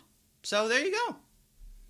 Honestly, you know, maybe the best thing for this team, considering the fact that it's still April, is for them to keep losing, and so that they will fire Mendoza, and so that they will do something drastic like send Beatty down, or you know what I mean? Like, and not just making it about Beatty in all seriousness, but like maybe they need a roster shakeup where it's like, you know what, Beatty, you've been bad, you're getting sent down. Vientos, you're useless, you're getting DFA'd, and also Mendoza, you're fired. Like that would be the thing where it's like, Jesus, wow, they're really making I think some Cabrera moves. just died there. He might have been dead. He may have died. Okay. This guy's had a lot of health issues in his career, so. Are these the Cubs City concerning. Connect? I think yeah, they are kind of old fashioned. Maybe I have no. No, the Cubs City Connect is like that dark blue Wrigleyville. Yeah, I think they changed it though. I think. Oh, they changed it. Oh, it. okay. Yeah. Okay. Well. You know what's funny about that play? He fell, and because he fell, he got hit by the ball. Cabrera, that is. Yeah. Like, if Cabrera finishes his follow-through and doesn't trip, I don't think that ball even goes near him. But because he fell right into it. It's almost like when you slip and then also a frisbee hits you in the face at the same time. That like feels oddly specific. Yeah, exactly. Speaking from experience. Speaking from experience. Baited in North Korea. I feel you, Matt. There was somebody here who was saying that earlier. I don't know who the hell it was, but he was on the panel. He was upset about it. Oh, and Danny Cap saying they're just the alternate uniforms. So. Oh, okay. Yeah, I don't keep track of it. Unfortunately, I just see the ones that go on to, Twitter or whatever. I mean, listen, he's gonna be one of the. I think it's Mendoza next, but hey, Stearns is on the list. He's on the list. I never said he's not. I never said he's not. Which I do think, in a way, would be unfortunate, because probably. I do think he's doing some positive things for the organization in total. Hey, Nico Horner is just. He's a great player. Okay, he really is. Bichette is kind of going through a little bit of like a poor man's what Soto went through last year in the first month, where people are talking about like how bad some of his numbers are. And it's like, well, if he didn't get robbed of like 1 home run and 4 extra hits, no one would be like, would he be doing great? No, but he would actually be like, it would be more representative. You know what I mean? Like everyone's talking about Soto's runners in scoring position last year. Like, didn't he have like a home run called back that was just foul? And then he had another 3-run home run that was robbed. And you're like, I don't know, man, just give him those 2 home runs and nobody's complaining about Soto's numbers. Yeah, but it's a little bit of unlucky. It's also just more of the fact that in the first month of your Mets tenure after signing a big contract, you have to be the worst version of yourself. It's almost like by law. Like, let's be real for a second. Like, Lindor went through it. It's basically it. Cubs have the best defense in baseball. They do have some really good defense. They have some defensive prowess, especially up the middle. Because Dansby Swanson, we already know. Nico Horner, yes. PCA, yes. Horner, and then PCA in center field. I mean, they got some really, really good defense. And, you know, not for nothing, but, you know, you just leave the Dodgers who play excellent defense too. So, yeah, true. This is a different level of bad.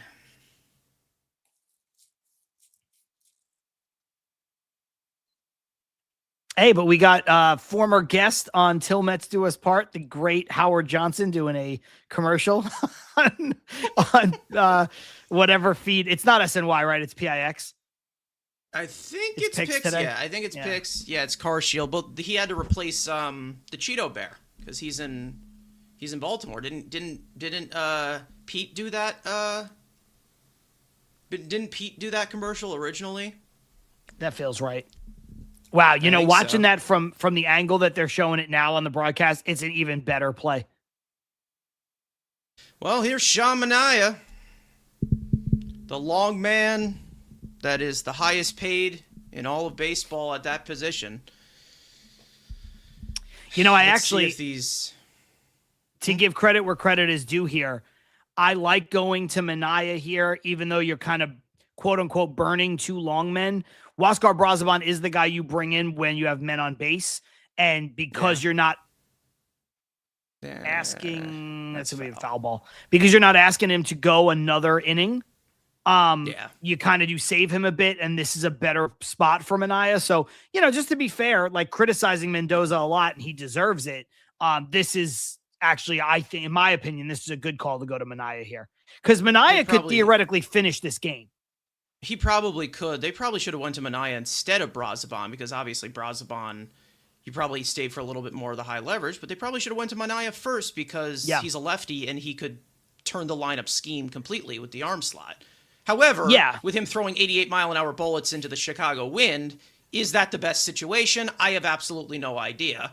But, I mean, at face value, he's been fine, but I still have my concerns about this, like, you know. Yeah, I do think just like that. If you want to talk about it from both perspectives, yet again, if Mendoza is going to have such a quick trigger to pull Senga with 1 runner on in that last inning, then you could make the case that he should have just went to Manaea to start that inning. To your point, I think once a guy is on, for everything else you said, you'd rather go to Brazoban. But if you know you're going to pull Senga kind of no matter what, because again, the guy gets on base on an infield hit and you pull him, then I think, you know, you take the good with the bad. I think it's a good feel to switch to Manaea now, but I think you probably could have just not gone to Brazoban, gone to Manaea immediately to start the last inning. Yeah, I don't know. Maybe Senga can't pitch on 4 days rest. And if he can't, you trade him. That's the point. He shouldn't be here then, because we're done with the accommodations. You have not reciprocated back from those accommodations. Yeah. You've been nothing but hurt, soft, and unable to grab any consistency since that rookie year that you just had. And correct me if I'm wrong, Carson, but maybe his last start when he wasn't good because of the off day, wasn't that on 6 days rest anyway? Yeah.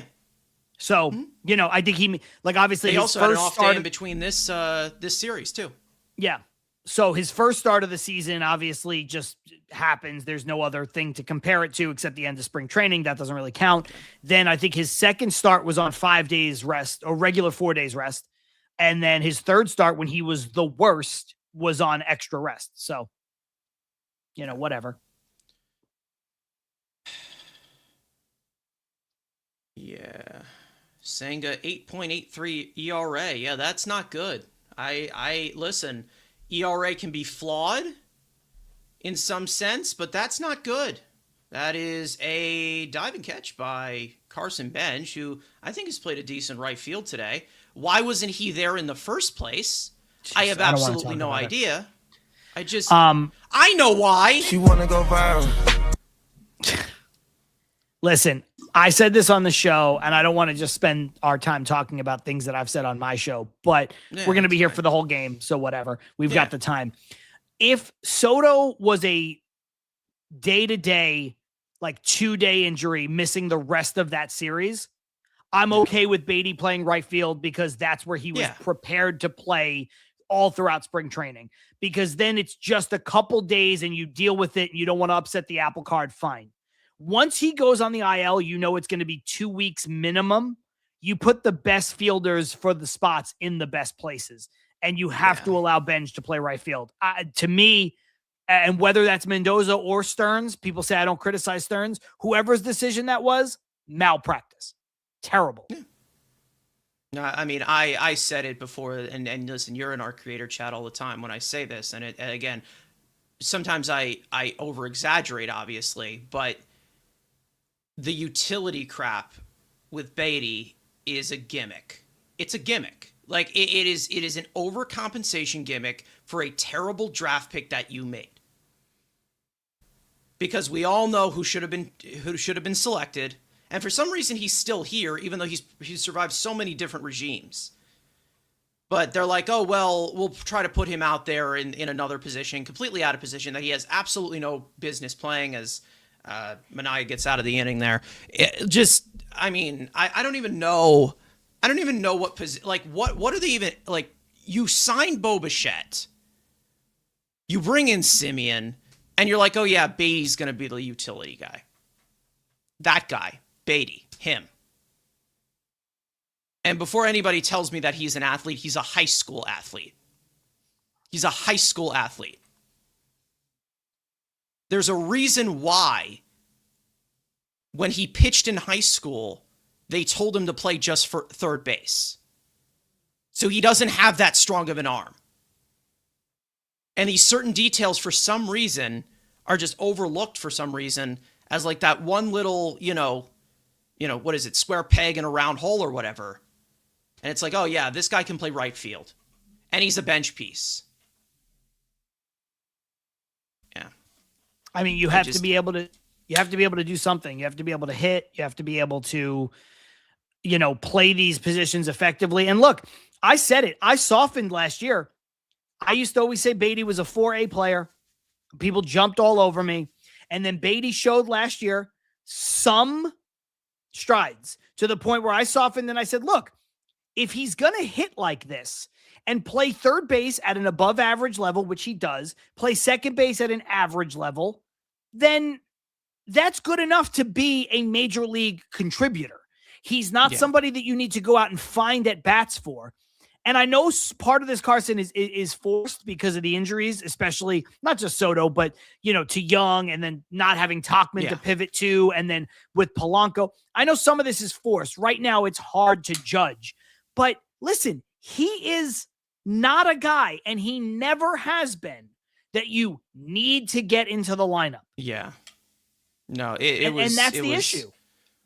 I really wasn't that big of a fan, even like from back when he was like in the minors, because it's just pounding the ball into the ground over and over again. There hasn't been any adjustments from this guy to merit him continuing to play. He's been in the league for 5 years. Nothing has changed. Nothing's changed. Beatty's a bench player. I don't even think he's that at this point. I just don't.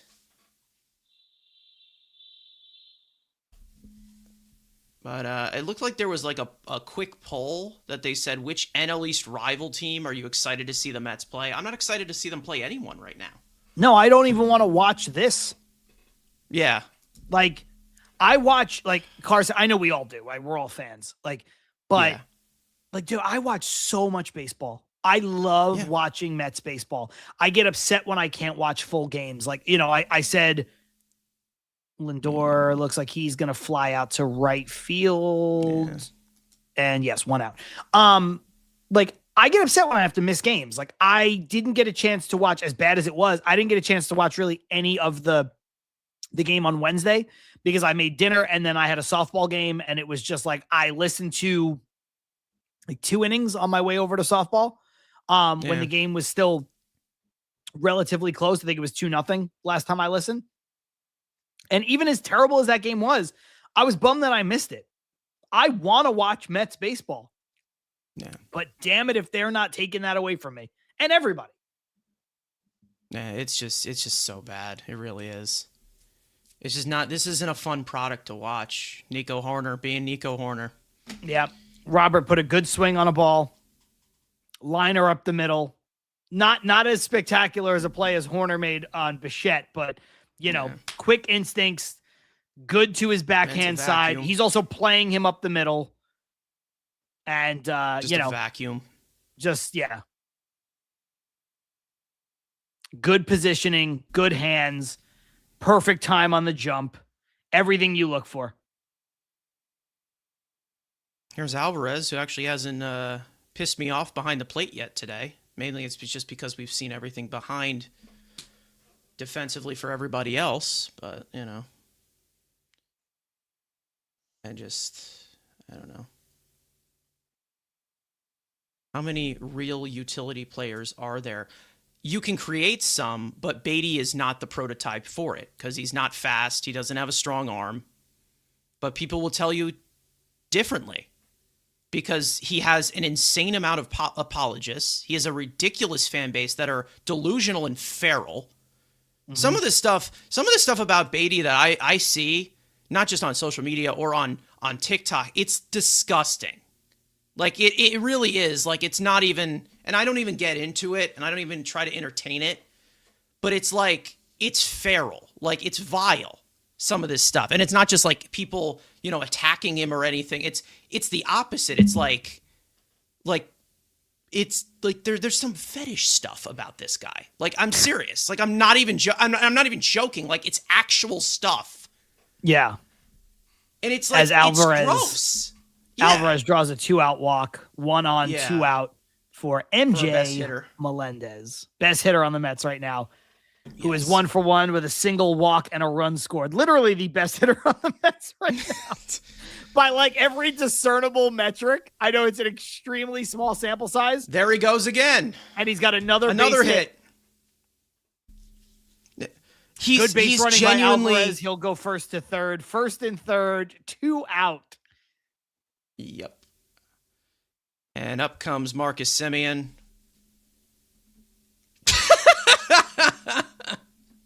What?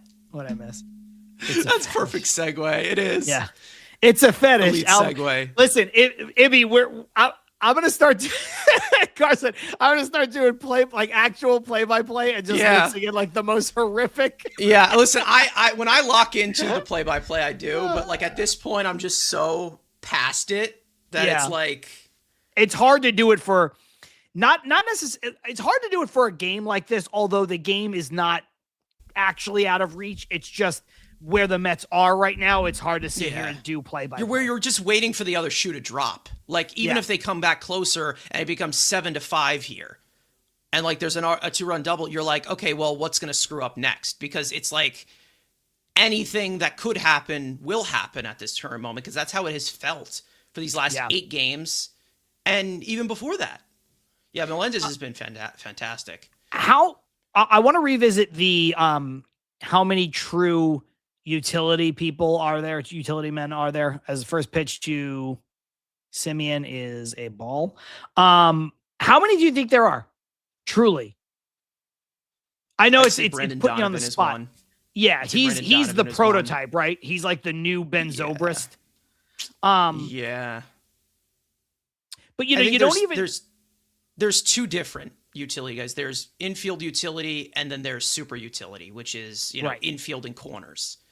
So, I mean, Jeff McNeil, I think at his age, he shouldn't be considered a super utility guy. Like he's a second baseman now. Correct. But Jeff Um, McNeil from a couple of years ago, I think you could call a super utility. You could, yes. Before the bang up injuries that he ended up having. I mean, yeah, you have Brendan Donovan. I mean, going around the league, I mean, I'd say that you have Oswald Cabrera from the Yankees. He's not he's not an everyday player. That's one.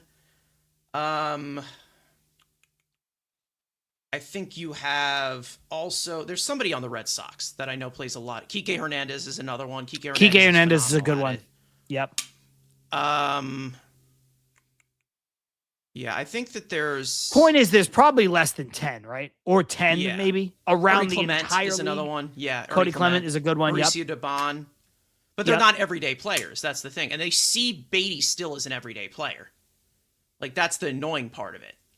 It's like, oh, he needs to play every day because of a little stretch he had last year. Right. Like, no, he hasn't earned that. And even they know that he hasn't earned that. And you're still floating around with the idea of Beatty being a good player in his 5th year. They don't even think he's that, because they brought in a guy who's never played the third base position to play the position.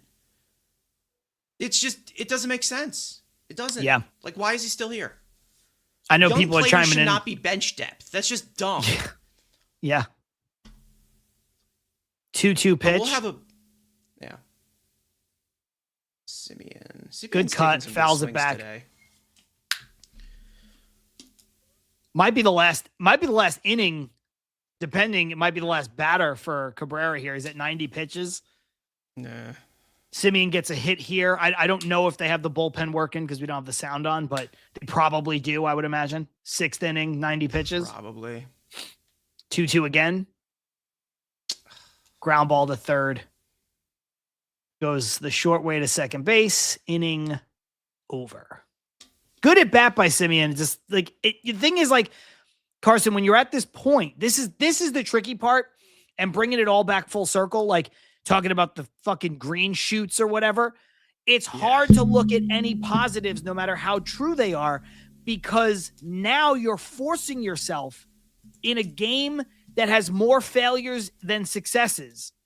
You need to have success because you're staring down the barrel, right? So, like, if the Mets are just even a 500 team right now, right, just playing okay, treading water, you look at that inning and you look at this game and you look at that at bat from Simeon, you're like, you know what? He had an RBI hit earlier, pretty good at bat, hit the ball. I don't know the exit velo, but, you know, hit the ball hard to third base, whatever, didn't get it done. It is what it is. But when you're looking at a, 8-game, 9-game losing streak and there's no end of it in sight, you just kind of need the results. And it might be an unfair ask, but that's kind of what you're looking at. True. Very true. I'm kind of slacking with the scoreboard here, but that's the best I can do there. It's just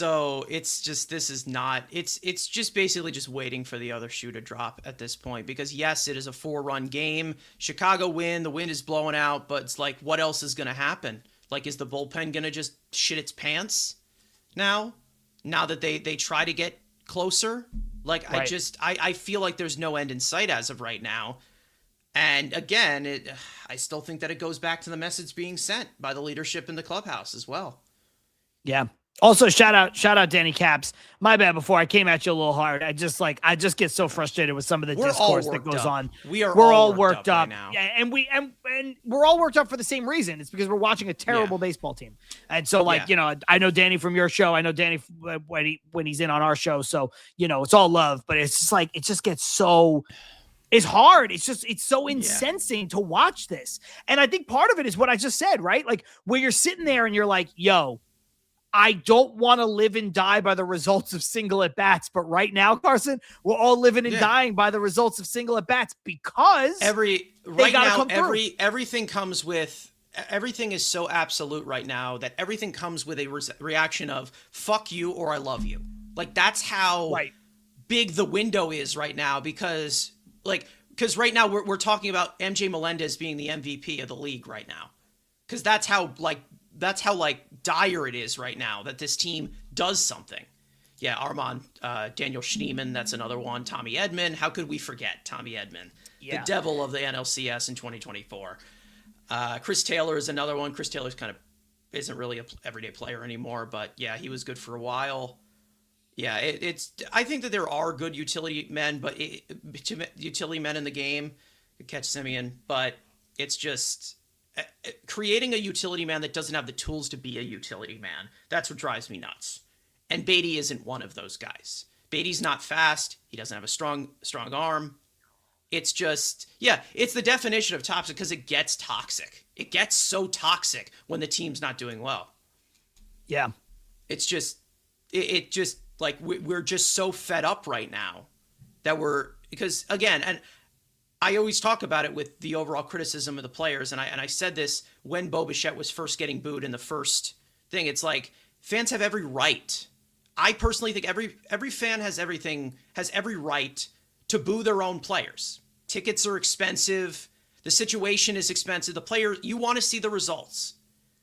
I don't boo players because I don't think it does anything. But it's like, fans are shareholders of the team. There is no team without them. So they're allowed to boo them. It's the ones that take it a little bit a step forward, obviously. Like, those are just inhumane fucking cretins. But it's like, right now, how we're feeling, it's fuck you or I love you right now. Yeah. Whether it was a good swing or a good AB or whatever, like, that's what I mean when it gets put on blast and on ESPN that Lindor's smiling after striking out. How do you think we're going to react to that? Right. It's just and again, it's irrational, but when it feels like there's no end in sight, and there is an end in sight because it's only April. But, like, this is a different level of poorish baseball that you're watching right now. And it can't be seen as 100% acceptable. It just can't. Can I ask you a question? We've not had this conversation. Okay. Do you, they are playing terribly, and it is early. Both things are true.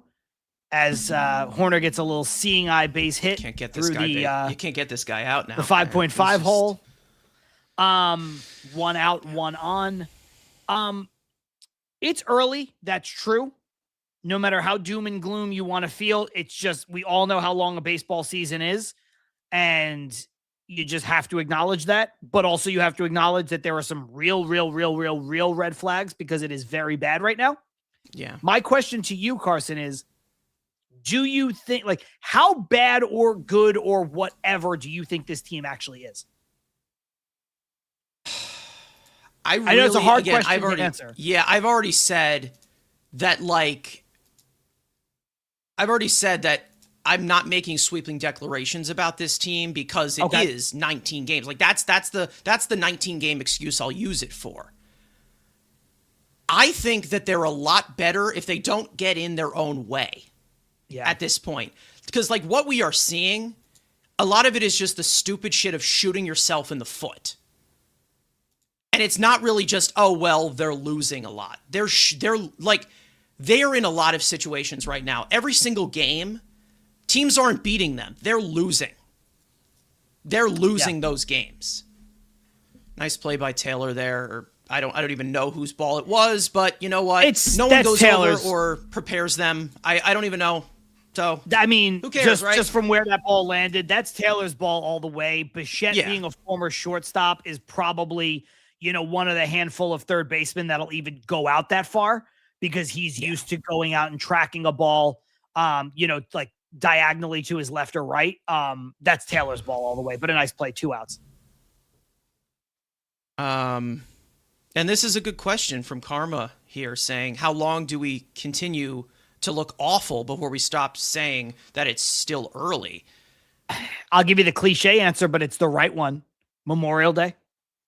Probably. Yeah. That's just how that's when a baseball season starts to turn. And I know nobody wants to sit here and hear that from me on April 17th. No. You theoretically have to sit through, another 6 weeks of baseball like this. But I also believe, Carson, I don't think there's going to be 6 weeks of baseball like this. I do think this team is better than this. And I don't think that should be a hot take. They are better than this. There's too many good players on this team. There's something very wrong with this team right now, but this team is so much better than this. So I don't think, but Memorial Day is it's maybe not the answer you want to hear, but that's usually the line of demarcation. So the reason why I'm annoyed is I feel like we're sitting here with an overall mentality that Juan Soto is going to fix everything. That's why I'm annoyed. And that's where I also think that Carlos Mendoza's head's at. He's like, yeah, I'm just going to tread water until then. I'm going to ride the storm or whatever the hell he's saying now. It's just, I don't like that mentality even in April. Like, I'm not saying the sky is falling and this is going to be what the team is forever, but you can't not look at this and say, well, I don't like watching this. No one enjoys watching this. This is just bad baseball in general. Like, things happening to this team or the things that are being initiated by this team by their own wrongdoing, professional baseball teams don't do. Like, even on that play, if that even was true, who even knows? We don't even have the angle for it. Like, Beatty blocking the pathway for a throw is insane. Even looking back, Lindor fixing his hand gear and getting picked off of first base. Like, professional teams don't do this. Yeah. So it's like, of course this happens. Of course it went that wrong, because that's all it's looked like for the past week, or to be honest, to the beginning of the season after they beat up Paul Skeens. You know? Yeah, no, I think that's fair. Again, like, just the Lindor one's a good point on the fixing of the mitt. Like, you got to fix the mitt. Like, you can't take it for granted. But that was a while ago, just to keep it in today's game. The thing with Beatty is a good point. I'm not trying to pile on him. The fact that he theoretically was in the way of that throw is a problem, right? Like, you go and you try to make a play, and of all the three plays that he botched, that was the hardest one. Again, being fair, like he was ranging far to his backhand. Some first basemen don't even get to that ball. So the fact that he got a glove on it, fine. But, like, you kind of have to know then, again, I said this before, don't compound the issue. Don't compound the mistake by getting up and trying to do too much. Because as a first baseman, and he's not a first baseman, you have to know that if you field that ball, the pitcher is covering. So the fact that you haven't fielded that ball, whether Simeon fields it or not, the pitcher's going to get over there. You know what I'm saying? Like, you don't need to stand back up. Stay on the ground and stay out of the way. Leadoff hit here for, I believe it's Alvarez, right? I didn't really even see it. They came back so fast. It's Mark Vientos, who is in the game. Hitting for Brett Beatty. For Beatty. Wow. But I bet you it wasn't because of that. It was because of it was lefty. Yeah. They went to a lefty. It's all remote. It's not because Beatty fucked up all those plays. They're not holding him accountable for that. See? No. It's like, no, it's because there's a lefty in the game. So remotely put a lefty in. Yeah. Put a right-handed bat in. It's ridiculous. And Mark, I think, just snaps like what, an 0 for 23 skit. He was over 23, 24, something like that. So he's back, everyone. Put him in the franchise plans. Tyrone Taylor laying down a bunt. Beautiful. It's a really good play by Bregman on the bare hand. Gets the out at first. Gets Vientos over to second. I think he looked like he was maybe bunting for a hit there, which I don't hate. Good bunt. Good bunt. A lesser third baseman. Give away outs down four runs, but correct. Whatever. But you know what? The way things are going right now, you do stuff like that to spark it, right? You try to bunt for a hit and clear the 9 spot too, I guess. Right. You try to bunt for a hit, and then if it ends up as a sacrifice, all right. So now a runner is in scoring position. Do we swing first pitch? No, we don't. We do not. Look at that. You know, actually, Carson, I think we might be helped out here. And obviously, he did not swing Carson Benj, that is, on the first pitch. So it is ball 1. But I think lefty on lefty, you're not going to see from Benj a lot of early swings. Yeah. I think Benj has patient. Benj is a patient hitter, and his swing decisions are good. I don't know about really the oppo attack, if he needs to, like, the oppo attack is a little bit concerning, but if you have him in these certain situations, like leading off or like, it's just, I don't know. I think his process is good. He's just not really fully ready for major league pitching. Like, he just isn't. Yeah, I agree. And like everybody says, oh well, you're not bagging on, you're not like this. This is another thing. Oh well, you're not bagging on Benj. He's doing even worse than Beatty offensively. Benj just got here. Yeah, he's Beatty's 20 a games. super kindergartner. He's 20 games into his major league career. Yeah, it's like he's still developing as a player. He was drafted less than 2 years ago. Yeah, Beatty's a super kindergartner.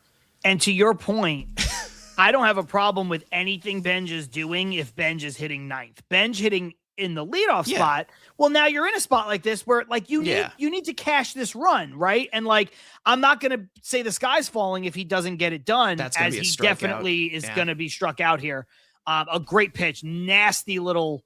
I don't know what Riley Martin has in his repertoire, but it was a little bender, and it catches the outside part of the plate on I think a 2-2 pitch. Yeah. Called the ball wheelhouse initially for a left-handed hitter whatsoever. What'd you say? Perfect pitch. No wheelhouse for a left-handed hitter there. No, that ball, the way that it landed and the way that it broke, if you're in the left-handed batter's box, that ball never looks like a strike. You think that's yeah, and that's the difference. Yeah, and that's the difference. It was like Benj has tools. He can give you defense speed. Beatty doesn't give you any of that. Yeah. Like Benj can be what I like to call a gravy level bat, where he doesn't have to set the world on fire to be a contributor or an everyday player. Beatty was a hit first prospect. Right. He needs to hit. And he doesn't hit because he can't hit because he's not good. And that was the other thing when I was talking about Vientos and people are like, oh, well, Vientos hasn't been good, da-da-da-da. I'm like, just do me a favor and wake me up when Brett Beatty has one season as good as Mark Vientos' 2024. And look, a lot of players are one-hit wonders in Major League Baseball. So I'm not saying Vientos is great, but like Beatty doesn't even have a song you want to listen to. Yeah. Bichette shoots it to right field on the line. It is caught by Suzuki. 3 outs. 4-pitch mix. For Martin. That's another dude. Has that been 4 really solid swings by Bichette? Yeah, Bichette is obviously pressing. He will get out of it, but he looks better. He will look more comfortable with Juan Soto back. And again, I don't want to use that as a crutch, like I've said, but like he's getting good swings on the ball. It's just, with the team losing, it's like an out's an out. That's how it feels. It's just always that. Either way, do you think stretch time at Wrigley. What do you think about the thought process of Soto hitting leadoff? I've seen that kind of pushed around. I think it's ridiculous. Genuinely ridiculous. I think Soto hitting third, I entertain that. But I'm sorry, Soto hitting third so that Bichette can hit second or fourth. Either way, I'm fine with that. Either way, either way. Because if you want to put somebody like another right-handed bat in there, I know that nobody else is hot right now. I mean, I think Lindor lead off, Soto 2 or 3 right now. I get it. Yeah, he has an on-base percentage and everything, but And everybody's going to get more pitches to hit behind him. But with him sandwiched in the middle, Lindor gets more pitches to hit. And the leadoff spot, we all know he does. He gets more pitches to hit to do damage. And then so does Bo Bichette. So it's more of creating that balance of how they complement each other. And I would not put Soto in the leadoff spot. I feel like that's just basically just saying, well, this hasn't worked. Let's try something else. Let's just, put in the blender and because it just nothing's working right now. Like nothing at all. What about, I mean, generally speaking, I agree with you. I would entertain Soto in the 3-hole more than the leadoff spot. Just playing devil's advocate here. What about the people who say, well, it's not just about the on-base percentage. Shohei Ohtani hits leadoff. Kyle Schwarber's hit leadoff. Like, what do you say to those folks? I would say that where on-base Shohei percentage, Ohtani, percentage is a part of it, but it's not the part of it with those guys either. I would say that Shohei Ohtani is in a lineup where you can basically put the lineup into Chat GPT and you will score easily 10 runs on a typical day. Right now, you kind of have to shuffle things in and out because this is a deep lineup. I think fully healthy. I think they're a lot better than this, but I mean, there still are certain positions that some guys should be batting in, personally, to keep the flow of it and keep it that way. There's enough with if you want to go platoon to platoon with some things, fine, but keep it in a certain position. Like, the bench leading off and it'll obviously settle once they get Soto back. And there we go. Again, Soto coming back is going to save everything, but they're obviously trying to make up for Soto when they can't. Listen, no team can make up for the loss of a guy like Soto. Yeah. And Soto coming back will fix some things. Again, as fans, we can hang our hat on that. And this has been kind of the main overarching point of everything that I've said on this show. As fans, we could say, sure.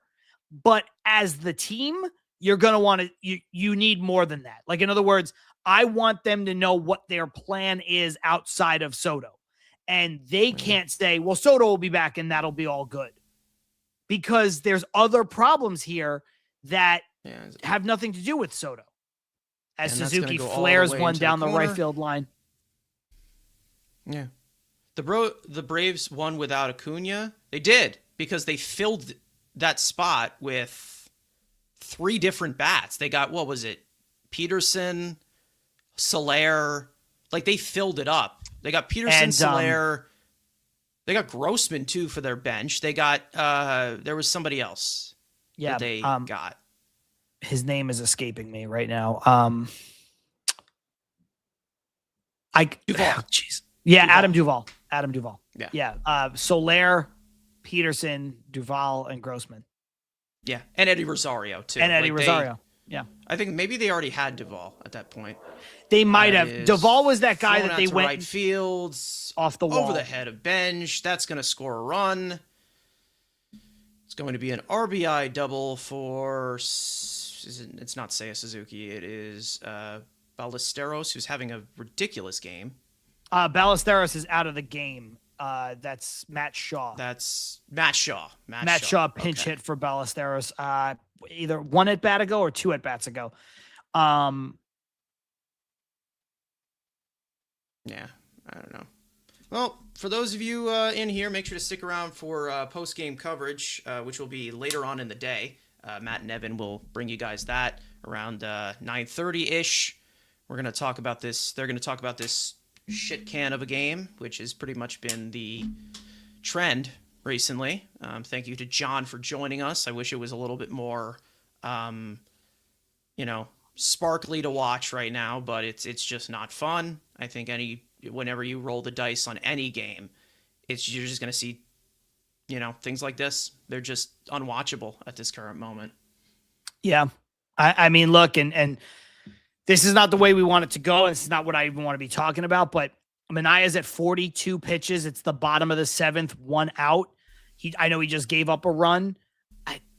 Carson, if this game stays like this, or he gives up this other run, Sean Manaya's got to finish this game, man. If the Mets are not in this game right now, based on a lot of stuff, if the Mets continue to be this far out of the game or worse, I don't want to see another pitcher. I don't. No, you shouldn't. Nice play by Simeon up the middle. And he cannot complete the play. Saves a run, but he does save a run, keeping the ball on the infield. That fuck you energy of get a goddamn guy out right now. It's just it is. It's exactly the same case as the at bats, right? Like, you see that play in a different context where this team hasn't lost 8 in a row, and you're like, great play, honestly, winning play. Even though you don't get the out, Vientos makes a great attempt to try to swipe tag. The runner can't quite get him. He just beat it. And you're like, that's what you want to see. That's winning baseball. That's winning defense, keeping that runner at third, keeping the double play in order. But you have to say, I just need you to get the outs instead. It's like before, I just need you to drive in the run. The process is great, but it doesn't really matter. This might as well be a base hit up the middle. It just doesn't matter. And that's unfortunate. I'm not excusing the offense. Again, Cubs have played some really good defense in this game, but Senga took us completely out of this game before we even had a chance. So, I mean, I don't even know what to say. I mean, what was it, 4-0 by the end of the first, and then it was we fought back, and then he took us completely out of the game again. Yeah, It I mean, he was- gave us a 3-run home run and a 2-run home Yeah. run in back-to-back innings. So. So, I mean, one when the game was scoreless, and then one when the Mets rallied for 3 runs to get it within 1. You know what I mean? Like, bro, your pitcher does that, you're shit out of luck. You just never know. I just can't. And PCA looks like he just smacked the umpire in the face with a comebacker. So but hey, PCA's 0 for 3. So did we win the trade? I think we did.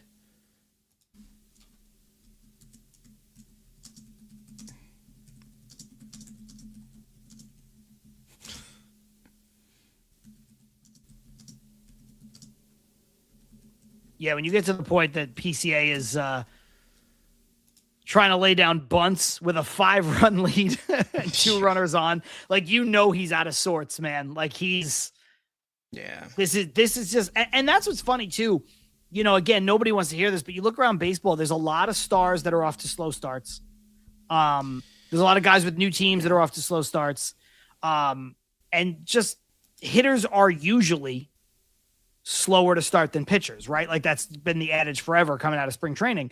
And again, no one wants to hear that right now, because those teams, despite all of those things, the Mets are the ones that have lost 8 in a row and look terrible. So, yeah. Per Gary Cohen, apparently the Mets are looking at Scott to replace Peterson or Senga. Senga probably into the bullpen, I'm going to guess. Peterson should be DFA'd, but he won't be, because, his hips don't lie. He got his hip surgery. He's Shakira. Stearns is no Billy Bean. Actually, Stearns has more playoff wins than Billy Bean. yeah. Whoops! Did I drop a truth bomb? Whoops! Yeah. Yeah, I know you meant per, Rosie. Yeah, okay. I don't think you said P, Gary. I don't think Gary started peeing. I don't think he... I mean, he's probably not happy watching this team completely implode on itself, but I don't think he's gotten to the feral point where he's peeing in the booth. So, speaking of complete implosion, we've got speaking of Sean Manaea with a 3-2 pitch way out of the zone. And no one's in the bullpen. No one's in the bullpen. Right. I'm telling you, man, you got to wear this if you're Sean Manaea. Yeah. Bases loaded, 1 out. Yeah. He's only at 50 pitches. He does make $25 million a year, making him, the highest paid pitcher on the team. Gross. Yeah. And then he breaks off a pretty good sweeper right there on Dansby Swanson. It's funny, man. It's because he doesn't have the life on his fastball. Sometimes his breaking stuff looks atrocious, and sometimes it's very good. He's basically just using 2 pitches. I mean, they already said in spring training they were trying to get him to utilize more of a changeup. Doesn't look like he's throwing it that much, but it's just, I don't know. Just let him wear it at this point. This is ridiculous. And he throws it over Alvarez's head to the backstop. All the runners will move up. A run scores. 9-3 Cubs. Runners on second and third. 1 out. Yep. Well, what a time to be alive. What a treat. What a dream. This is so much fun to watch. However, shout out to everybody in the chat here. You guys are really coming through here. We've got plenty on the YouTube side. Make sure to like the stream, subscribe. We are live for every single game, no matter how shit they are. You do this every day? Every game, Matt and Evan. Yep. And sometimes I come in here. Sometimes Andrew's in here. We have not gotten Frank on here because I think he's a little bit more smarter with his time. Because this is torture. Yeah. Watch along and post game. We're always here. More power to you. I think it's been about doing this, but just it's gotten off to such a bad start that we're like, well, I'm not going to start doing it now. Yeah. Yeah, we thought that, it was, I think it's very therapeutic for a lot of people. They can just, watch along with the broadcast and then also like chat with other Mets fans in the chat as well. Thank God for playoff hockey. Screaming into the void. That. Yeah, true. Like, or just looking at your TV and like wondering why. Yeah, it's like the anonymous meetings. You're not alone, folks. You're not alone.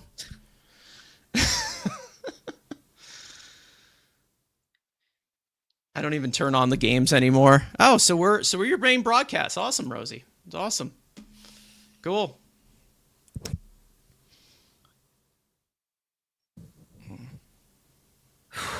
Man. Full count to Swanson, who's batting ninth. Wow. Bad contract versus bad contract right here, actually. Swanson lifts one to left field. Not super Taylor's deep. under it. Taylor's got a good arm. I would send the runner, and he's going anyway, and he will be safe. And the ball gets by Alvarez, and that means that the back runner will move up too. And when I say the ball gets by Alvarez, if you're not watching, like Rosie, was it a great throw? No. You were never going to get the runner at home, but it was a throw that I think went through Alvarez's legs. Yeah. The ball and the runner did kind of get there at the same time. And I think he got screened a little bit for the, he did. He got screened a little bit, but also again, Carson, we're at a point now where everything looks bad. That ball cannot get by a team that's lost 8 in a row. Yep. Ground ball to Simeon. Inning over 10-3 in favor of the Cubs. Well, all we need is a touchdown, so we got to get the offense going. Maybe switch up the playbook. I really... This is just not fun to watch. But hey, we're all along for the ride here, no matter how bad they are. In fact, I'm doing we're on live here. I mean, you have a show called TilMetsDoUsPart. I mean, it's till the end here, no matter what. Yeah, looking for these green shoots today. Hey, we scored 3 runs. I think that's a game high during this losing streak, right? Or no, we scored 6 against the Athletics, so it's a second high. So yeah, run the 2-minute offense. Yes, I think so. Ibby is correct there. Beatty as the QB. Yeah, probably. Seems like he's QBing this team right now. Playing like a bunch of losers. Yeah, we can. All right. Yeah, it's hard to even in a show where we've been sitting here joking about the green shoots, right? But we have acknowledged, whether it was Cohen's statements or a game today, there are things, there are positives, but you can't even focus on them because you just need results. On an 8-game losing streak, you need results. None of the other stuff matters. That's the song that me and Carson have been singing this whole time, where it's just this is what it is. Yeah, listen, you could be Bo Bichette, and he's had great at-bats basically all day. He's hit the ball hard. He got robbed of a hit. He's got a hit. He's hit another couple balls hard that were routine plays, whatever. But it's they just didn't get the run in. Same thing with Simeon. He has a good at-bat, runner on second base, but he doesn't get the run in. Simeon makes that great play. He's not able to convert it for an out, but he does keep the ball in the infield. But since then, they've scored 2 more runs. So it's just... Yeah. I don't know. Yeah. Thank you. That's what we're going for here. Yeah, we're here to crack jokes even when the team is in the dumpster right now. It's just so bad right now. It really is. It doesn't seem like there's no end in sight. Yeah, I know. Yeah, I was talking to Ibby about this in our creator chat. Sometimes I go back and watch the stream, maybe to get some clips or whatever, and I'll see an Ibby comment that he'll type a blurb out of context, and I just it's one of my favorite pastimes. I'm not gonna lie. it really is, because he'll say something I'll say. I think I said in my stream yesterday, our podcast, I said, look me dead in the eyes and tell me that this old team wouldn't have been doing the same shit. And Ibby is I'm looking dead in the eyes. That's what he says in the chat. And I'm yeah. It's just you get lost in a rant and you're where the hell is it going? Yeah. Looking back, and then you're oh, well, there's also people commenting on it. And you're oh, So sometimes I lock in on my rants. Like we all, and listen, I'm talking to like one of the rant kings right here, and John Saponaro right here. I mean, we all get into it. We don't realize a comment or something that's funny. I was expecting somebody to catch, like make a diving catch into that and crash into the wall of that. That's how it feels like it's going. Yeah. Yeah. I think this is a Cubs fan here and there, but welcome. Watching this live and being like on any form of air, like I feel for Gary and Ron, like calling this game. And, you know, like obviously they're the ones that most people are watching and listening to right now. But it's just like, dude, like, and we can, like, that's the thing.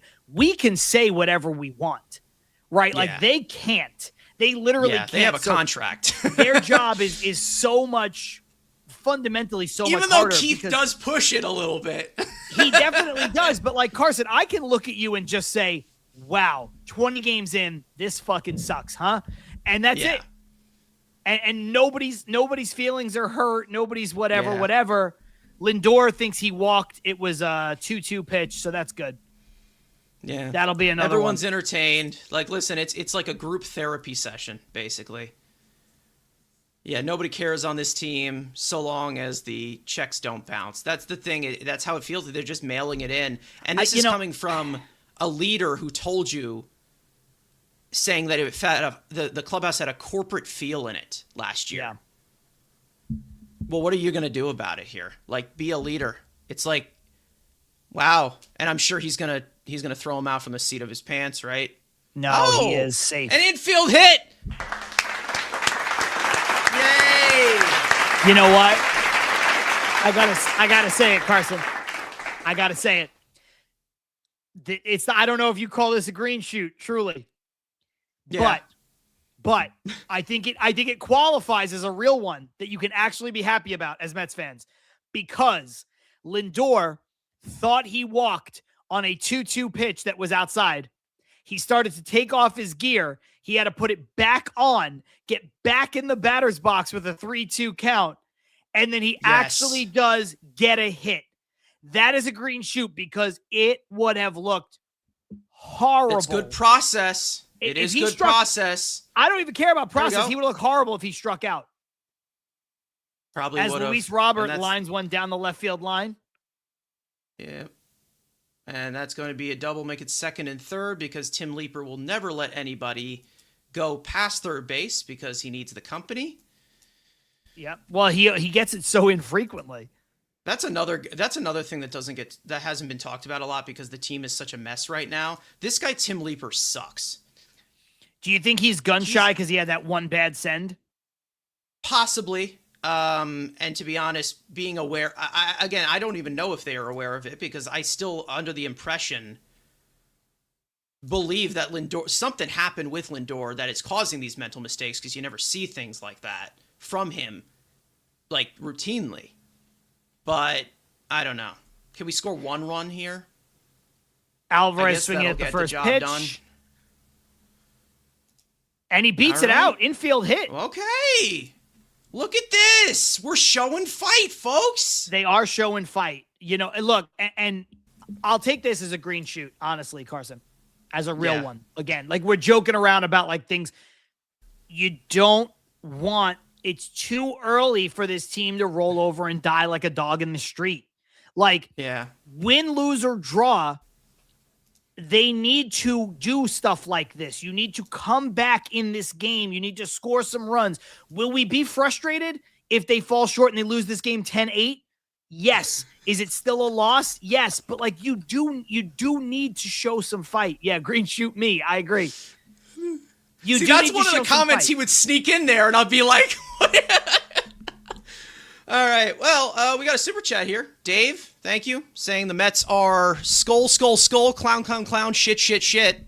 Listen, I don't know if that's considered a complete sentence, but you know what? Wholeheartedly agree. Thank you for the 199, Dave. I will say this. No notes. No notes. No notes. Comment. Yeah. Hey, we've got first and second, nobody out. MJ Melendez, who is 2 for 2 with a walk at the plate. All right. Webb throws it right down the middle. Strike one. All right. Well, he's being patient. They got him on the ropes. That's good. Let me update the scoreboard because a lot has been happening here. Ooh, pitch number they're 2. gonna challenge that. Outside, It is challenged by the Cubs. Looks like it may have nipped the outside corner. Let's see. It did. Oh, barely. Yeah. Barely. Just like by a it's just like a breath. Yep. So now it is 0-2 on MJ Melendez.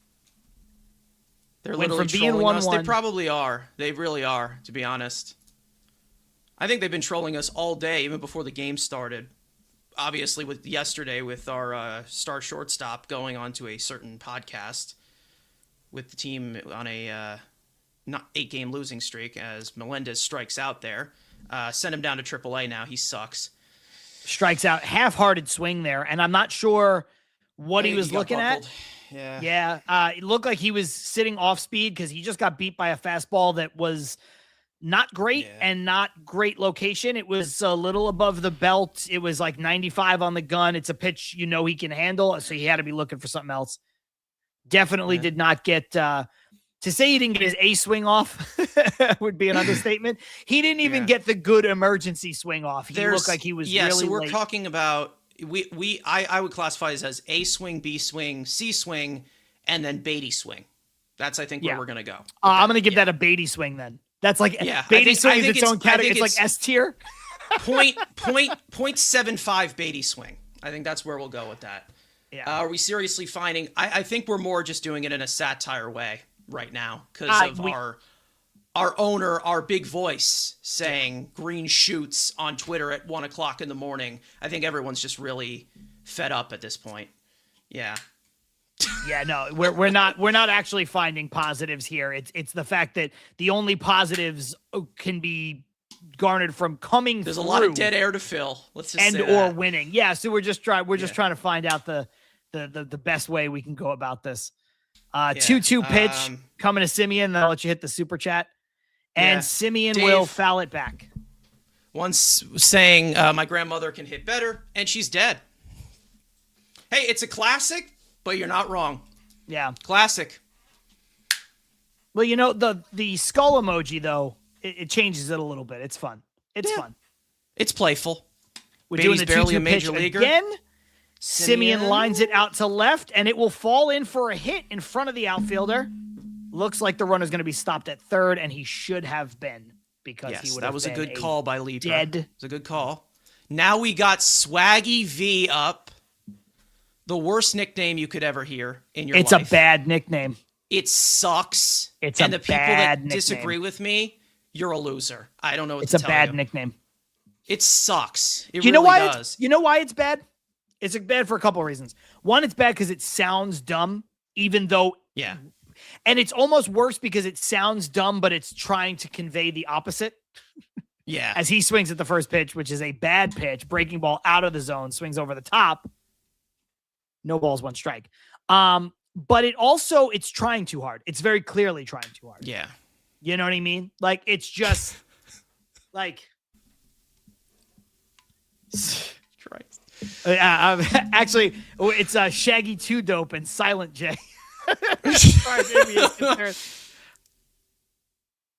Oh, man. Mark Bianzo swinging right through a fastball, 94 miles an hour, center cut, swinging right through it. 0-2. Lovely. Bases loaded, 1 out, 0-2 pitch. He tops it to shortstop. And to that's a second, double play candidate. And on to first, double play, inning over, rally killed. Swaggy, not so much. No. Oh, I like that one. I can't pull up comments from Kaiser Soze. VN the inning. That's a good one. VN the inning is terrific. Yep. I mean, it adds on to the corniness of it. It's like I'm sorry, it's just dumb. Yeah, Swaggy Dog, another 199 from Dave. Thank you for the again. Thank you for the super chats. I think that's 3 now. So It is. Dave's emptying the pockets because to be honest, at the rate we're going, who's going to be spending that money on tickets right now? Dude, for people who are in your show that are not in my show normally. Yeah. Neither one of us live in New York City, so we can't go to games often. But I live in LA, and not only do I have to deal with Dodger fans and just this championship pedigree constantly and Dodger merch everywhere, but I was at the game. I was at the McLean Yamamoto game, and the thing that got me over the hump, Carson, was that it was McLean Yamamoto. Like I was like, I'll go to this game because this is going to be a good game, and I said it on the show. On our show until Mets do his part. And I stand by this. Like, it was a great game. Again, if you told me that game would be 1-1 and those pitchers would go, seven innings and 8 innings plus, and it would be 1-1 and somebody would win late, whether your team wins or not, if the Mets, again, aren't even playing great, but playing 500 ball, I would have taken that outcome. That was such a good game to be at. It was well pitched. It was almost 2 hours exactly. Like, it was a great game. It was a wonderful experience to watch. But again, the results matter, and it sucks. So, it takes all the joy out of what should be a fun game to watch no matter what. The person on the screen right here, that's how I look watching these games right now. Just drained completely. I feel like I've aged like 80 years. If you guys are watching on picks right now, you'd understand what I am saying. Alex saying the Mets are the Mets of the NL East. Yeah. And you know what it is? I know exactly what he is saying by saying that. Yeah. Grounded through the hole underneath Vientos, says our first basemen are having a phenomenal day right now. How could we get rid of the Cheeto Bear?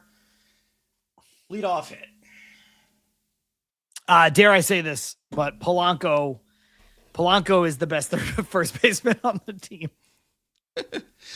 I know Jared people don't Young want is the best first baseman on the team, personally. You're probably right. Fly high, King. Fly high. Yeah. We still got Shamanaya in there, 60 pitches. Good. Looking terrible, but it's okay. Facing Alex Bregman, ball 1, up and away, runner on first. Yeah. Oh, Dave coming in here again saying send Swaggy V and Hitman Beatty on a slow boat to China. Oh my God, $4.99. Thank you, Dave. I don't mean to say any. I'm not trying to insult Dave when I say this. I'm just sincerely sending someone on a slow boat to China feels like a very old-timey insult that now like goes hard because it's come fully back around. You know what I mean? Like, yeah. No, you feel like the earth has spun so much while you're watching these games that it's like, you know what? Let's bring back the old-timey references at this rate. So I don't know, and I don't know if Dave can clarify if that's like an old diss. But I love that. It is. I love that. I'm sure Polanco will be on the IL when Beatty comes back. But again, that's still too long. Yeah. That's still too long. And that's lifted to left field, down the left field line, and into the bleachers. It is now 12-4 Chicago, a 2-run homer for the switch-hitting Ian Happ, who is basically like their Nimmo. And now... this one's gotten out of hand, and I think it's time for Brett Beatty to pitch. Brett Beatty's already out of the game. He can't pitch. Oh, never mind. Sorry. Luis Torrens, I guess? Yeah. That's the 5th home run of the year for Ian Happ. 106.4 off the bat, and I think that might have landed on the street somewhere in Chicago. He absolutely tanked that. We should mention, in between the single and the home run, Alex Bregman did ground out to Bo Bichette at third. So there is 1 out, nobody on, 12-4 Cubs. Yeah. And now Suzuki drives one the opposite way down the right field line. Nice play by Carson Benj over the shoulder in the corner, 2 out. It's almost like he should be playing right field. But you know who's going to be in right field tomorrow, so. But hey. Rank and pick. I mean, how is this manager not fired yet? I do think, Carson, I said to Ibby that I don't think a manager is getting fired before May. If they lose all 4 of these, like if they lose another 3 games in a row, there's a chance he gets fired. You can't be a double-digit losing streak and just be like, yeah, no, it's all good. Dave coming in with a number 199 saying, send them to Karg Island. I'm not sure of that reference, but again, I actually read it really quick and I thought it was Kong Island, which is wrong. It'd be Skull Island where King Kong is from. So that is a reference that I also don't know.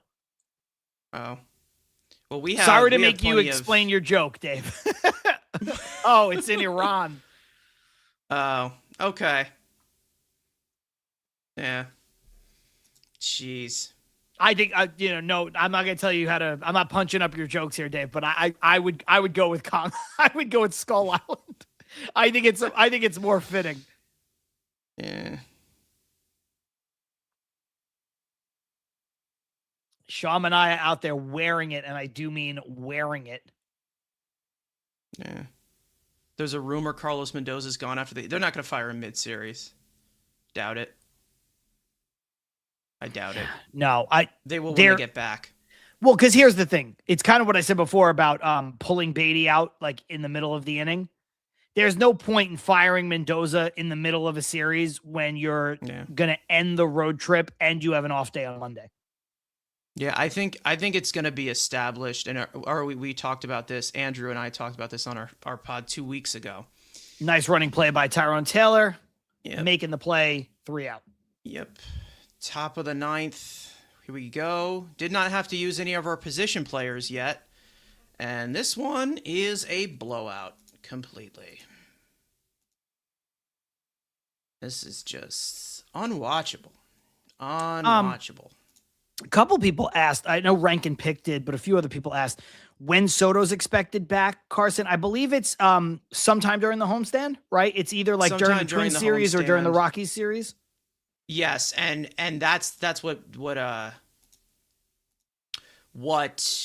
it called? What Andrew and I were talking about. If they play like complete shit in that homestand where you're playing the Twins, the Rockies, the Twins who are playing well right now, by the way, but yes, the Mets are a better team than the Twins. And then the Nationals as well. Yeah. Then I think that's the nail in the coffin. Yes, I do think it's going to be hard to justify keeping him with an 11-game losing streak if we get there. But if you do keep him, Carson, you're right. With the Twins, and I know they're in first place. I see some people in the comments. Yeah. With the Twins, the Rockies, and the Nationals, especially the Rockies and the Nationals, even if the Mets win a few of those games but look bad doing it and lose more than they win, I think that's where you could really see it. Yeah. Shout out to Dave. Send them to Jurassic Park. Another 199 saying send him to Jurassic Park. I think he's just going to empty out the wallet until he runs out of references. I think that's basically at the rate we're going at this point. There's been too many Jurassic Park movies just in general. Most of them are very bad. I'm not familiar with pretty much any of this type of stuff. So okay, I do know it's out of my league. One of the islands of Jurassic Park that Jurassic Park is on is Isla Nublar. Right? And that's where we could send them. I don't know. I don't remember the names of the other islands, but yeah. We could send them out there. Because we're really getting talking about islands. Because if we were talking about islands, like my go-to obviously would be a certain island that's getting exposed recently. But I don't think we want to put that out there in that certain reference, because that would get it demonetized. Just saying. Yeah. Who's going to replace Mendoza? It likely could be Kai Correa, who's the bench coach that they do see as a future manager. Or I've also heard some stuff about Andy Green, who is still in the organization right now. Or maybe Andy Martino, who's also in the organization. Could be. He's probably like our highlight signing of the offseason right now, as Tyrone Taylor turns the lineup over, and we are starting off our rally here. Tyrone Taylor with I would say old school baseball people would call that a good piece of hitting. taking a pitch that's low and away and driving it into right field for a single. That's a good piece of hitting swing right there. decision right there. Beautiful swing decision. And that would be something that Beatty swing would pull. Yeah. Because he's a dumbass. We have Tommy Pham in the game. I guess pinch hitting for Carson Benj here. Nice. Well, he's going to get it going. They did bring in the lefty, so I see. And a side-arming lefty. Yeah. Flies out to right field. Yeah. Colby Milner, who David Stearns is actually very familiar with in Milwaukee. Yeah. Yeah. I know mentioning David Stearns is kind of stupid, but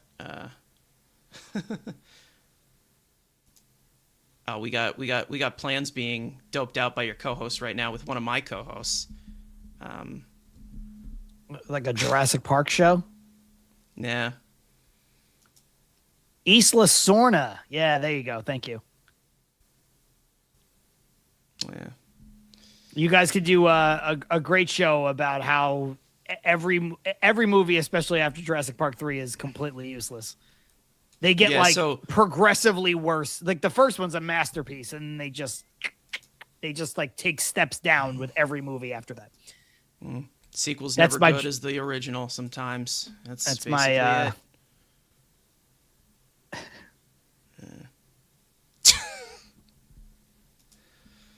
Dave, another 199. Shout out Dave. Dave's emptying the wallet for a blowout game right now. Mets are zombies like in Walking Dead. Walking Dead, my favorite TV show of all time. Not the best TV show I've ever seen, but my favorite TV show of all time. For what it's worth. Since we're talking about nothing, Carson. Since we're filling dead air for a nonsense baseball game. Well, we gotta bust out the old timey baseball cards next time if this gets to a blowout. I think this is one of the first blowouts they've had, to be honest. Sopranos is number 1. Okay.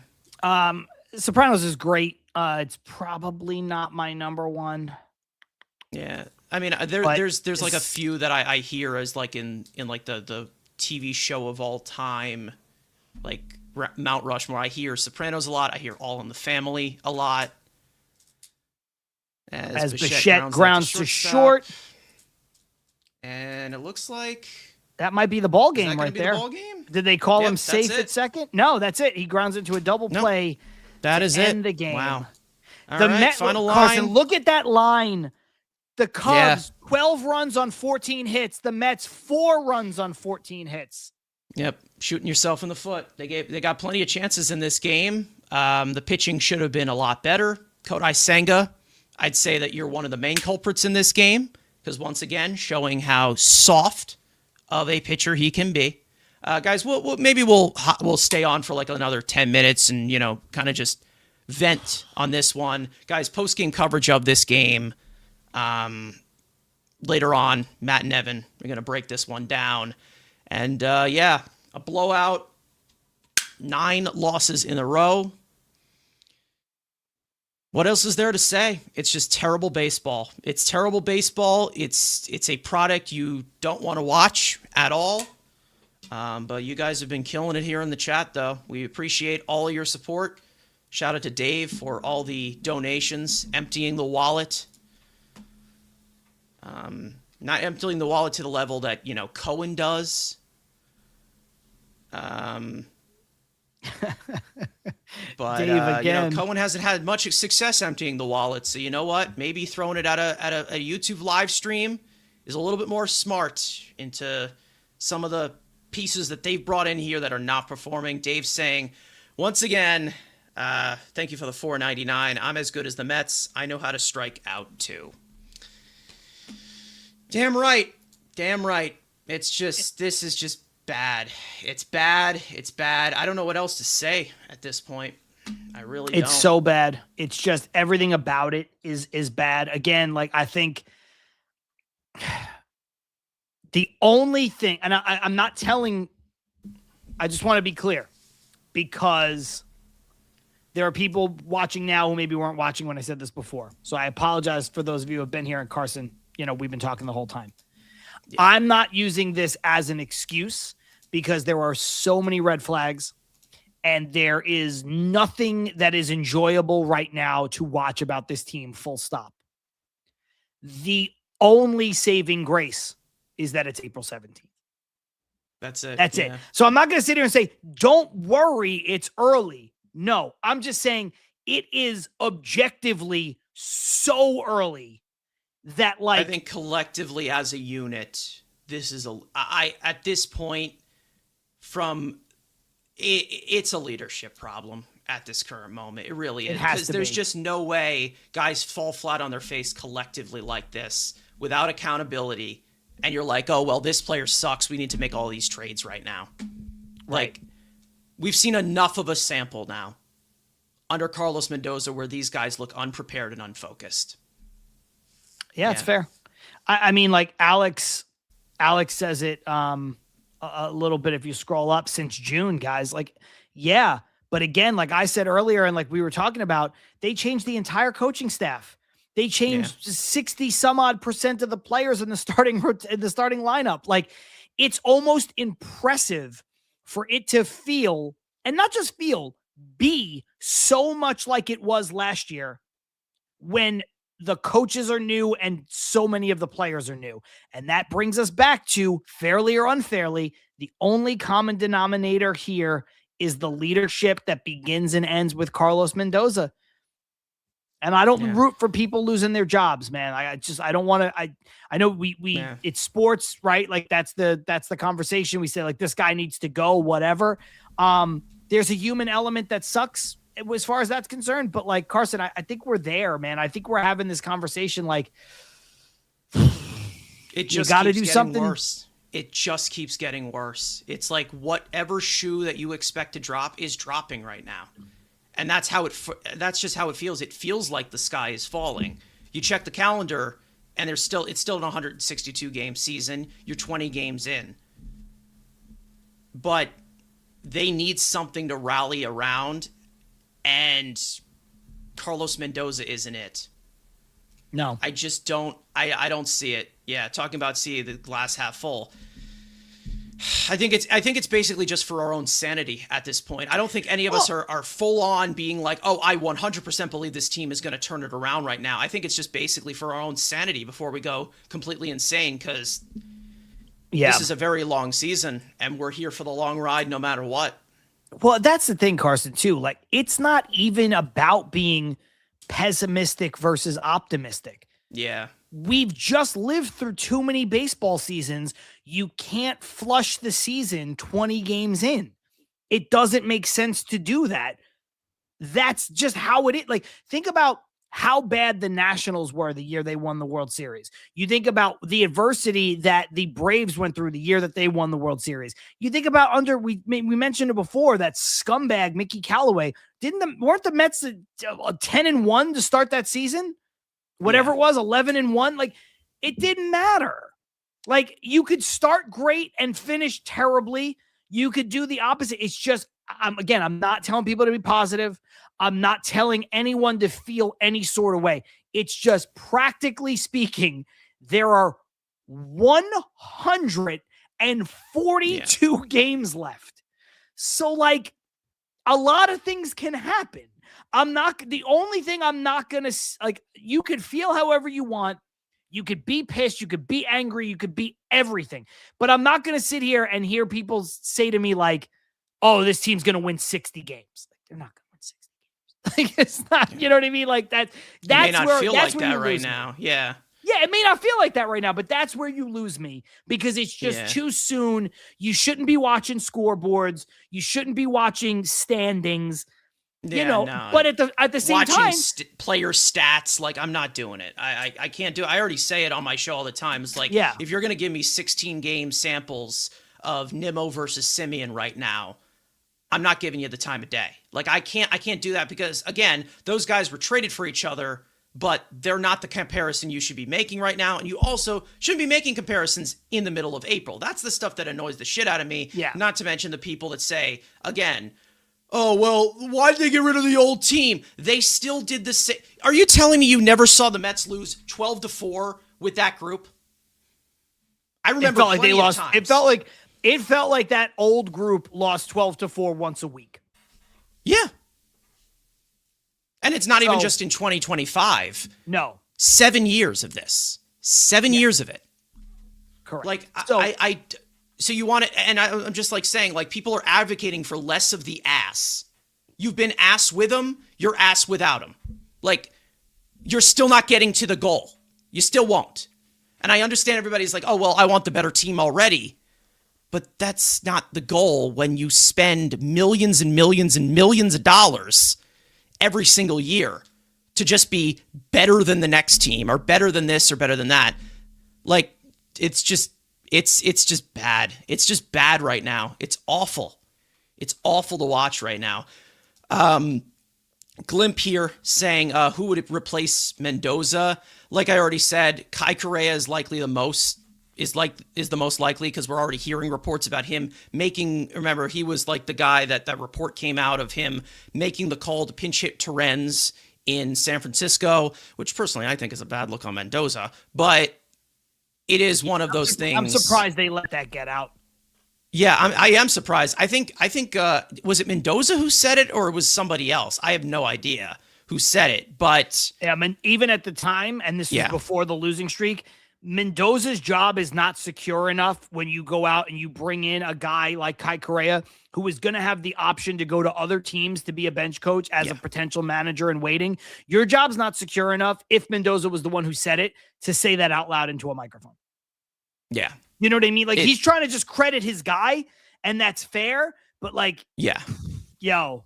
Like when you're seeing things like that this early in the season too, where he's just seems to be just completely lost in that. It's just, and listen, I'm not here to say that Mendoza is the main reason why this team is losing. But what was the main reason why the team was winning under him? Right. It wasn't because of him.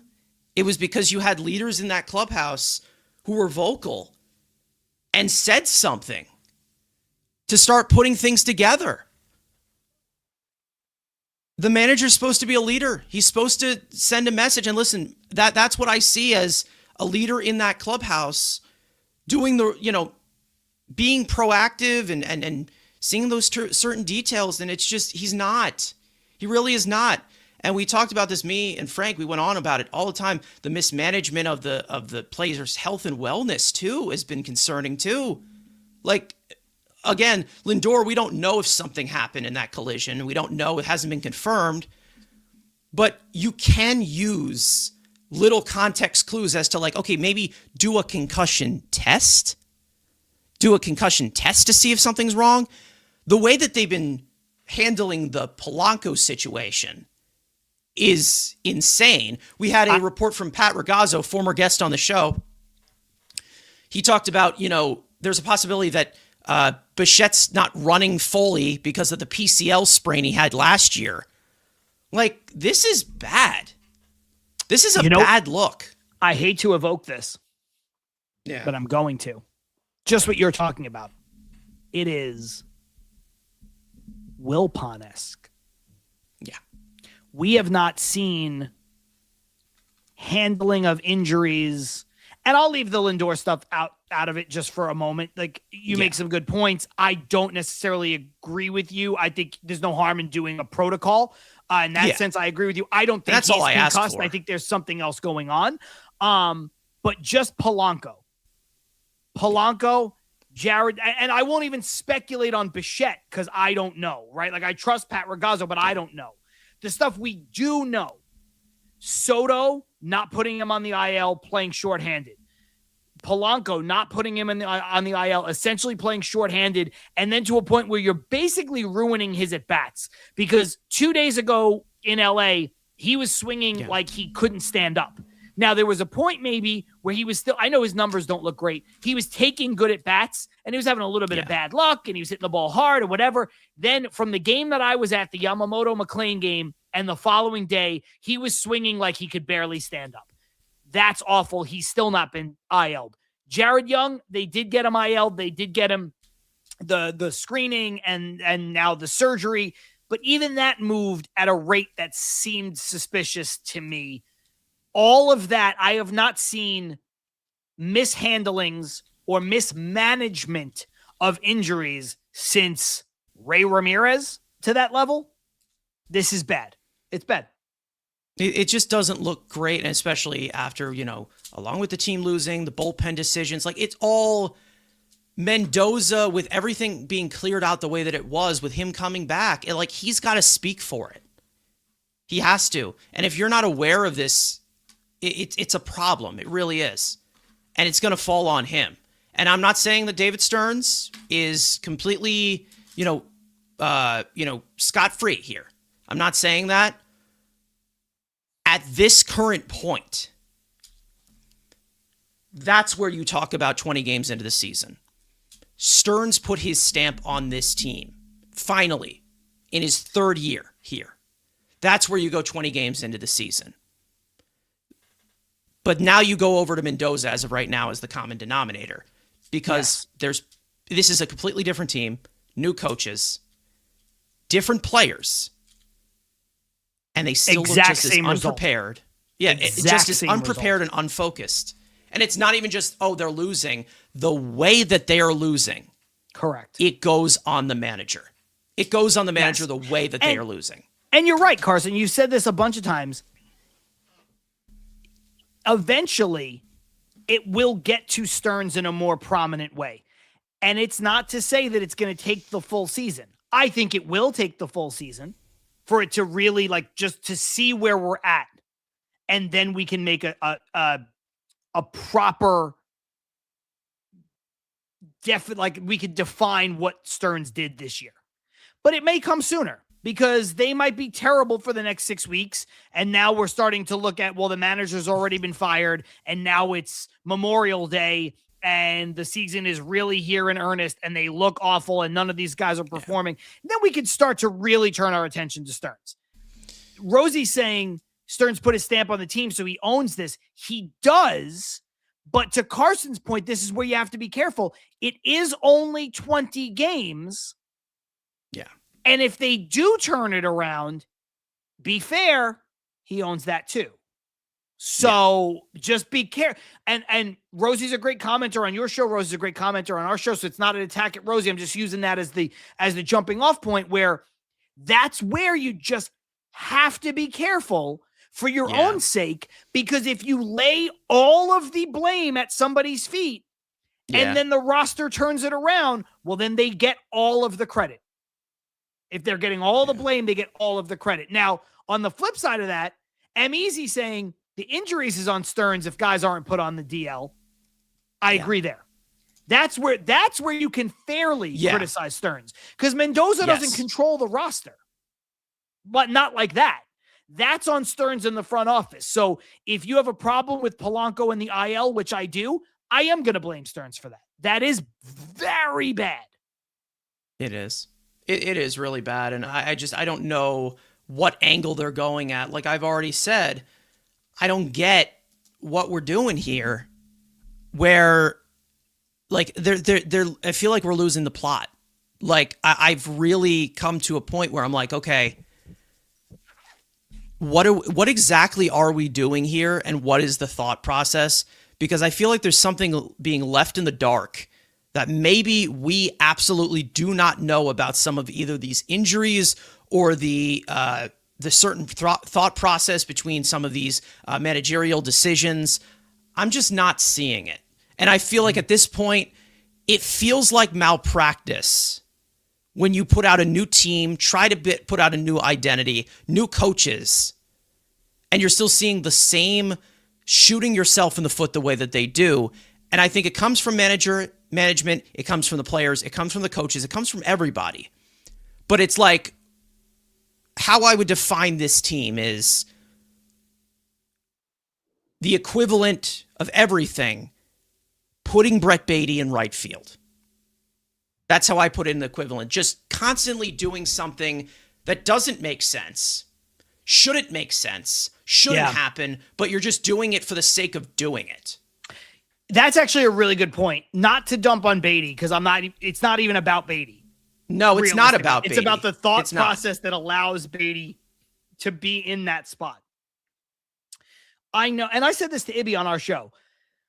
Like, I know Tyrone Taylor gets exposed the longer he plays. Yeah. I understand that. Sure. I know that before he went on the IL, Jared Young's not a great outfielder. Both of those guys are better outfielders in every sense of the word than Brett Baty. And if you need to play an outfielder, you should be playing one of those guys more often than not. Yeah. And you don't even have the excuse of getting Baty in there to shake things up or with a tough, blank-handed pitcher on the mound because Tyrone Taylor hits righty and Jared Young is a left-handed hitter. So you have the ability to get those guys in favorable matchups. Oh, you know what? Put him in there against the opposite-handed pitcher. And even now, while he's not a great outfielder, MJ Melendez and Tyrone Taylor also both are better outfielders than Brett Baty. Yeah. And they are also opposite hand hitters. So you get those guys in there. You don't need to force Baty into the lineup in a position he has no business playing to get his bat in there. What bat? Yeah. You want to put, I know he had a bad game. Yeah, exactly. They're first. saying the bat that went off in the second half, which, again, that bat pounded the ball into the ground almost 60% of the time. And yes, and Carson, look, I know he had a bad day and we could joke about it. He had a bad game at first base today. Of course. But it's not even the same. Like, I have no issue with most situations if Baty's going to play a little bit of first base. He's a good third baseman. He could play a decent first base. I don't have a problem with it today, notwithstanding. He had a bad game. He had a couple balls clunk off his glove. It looked really bad.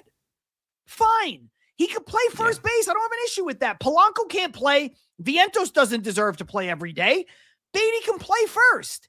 There's no reason for him to be in the outfield.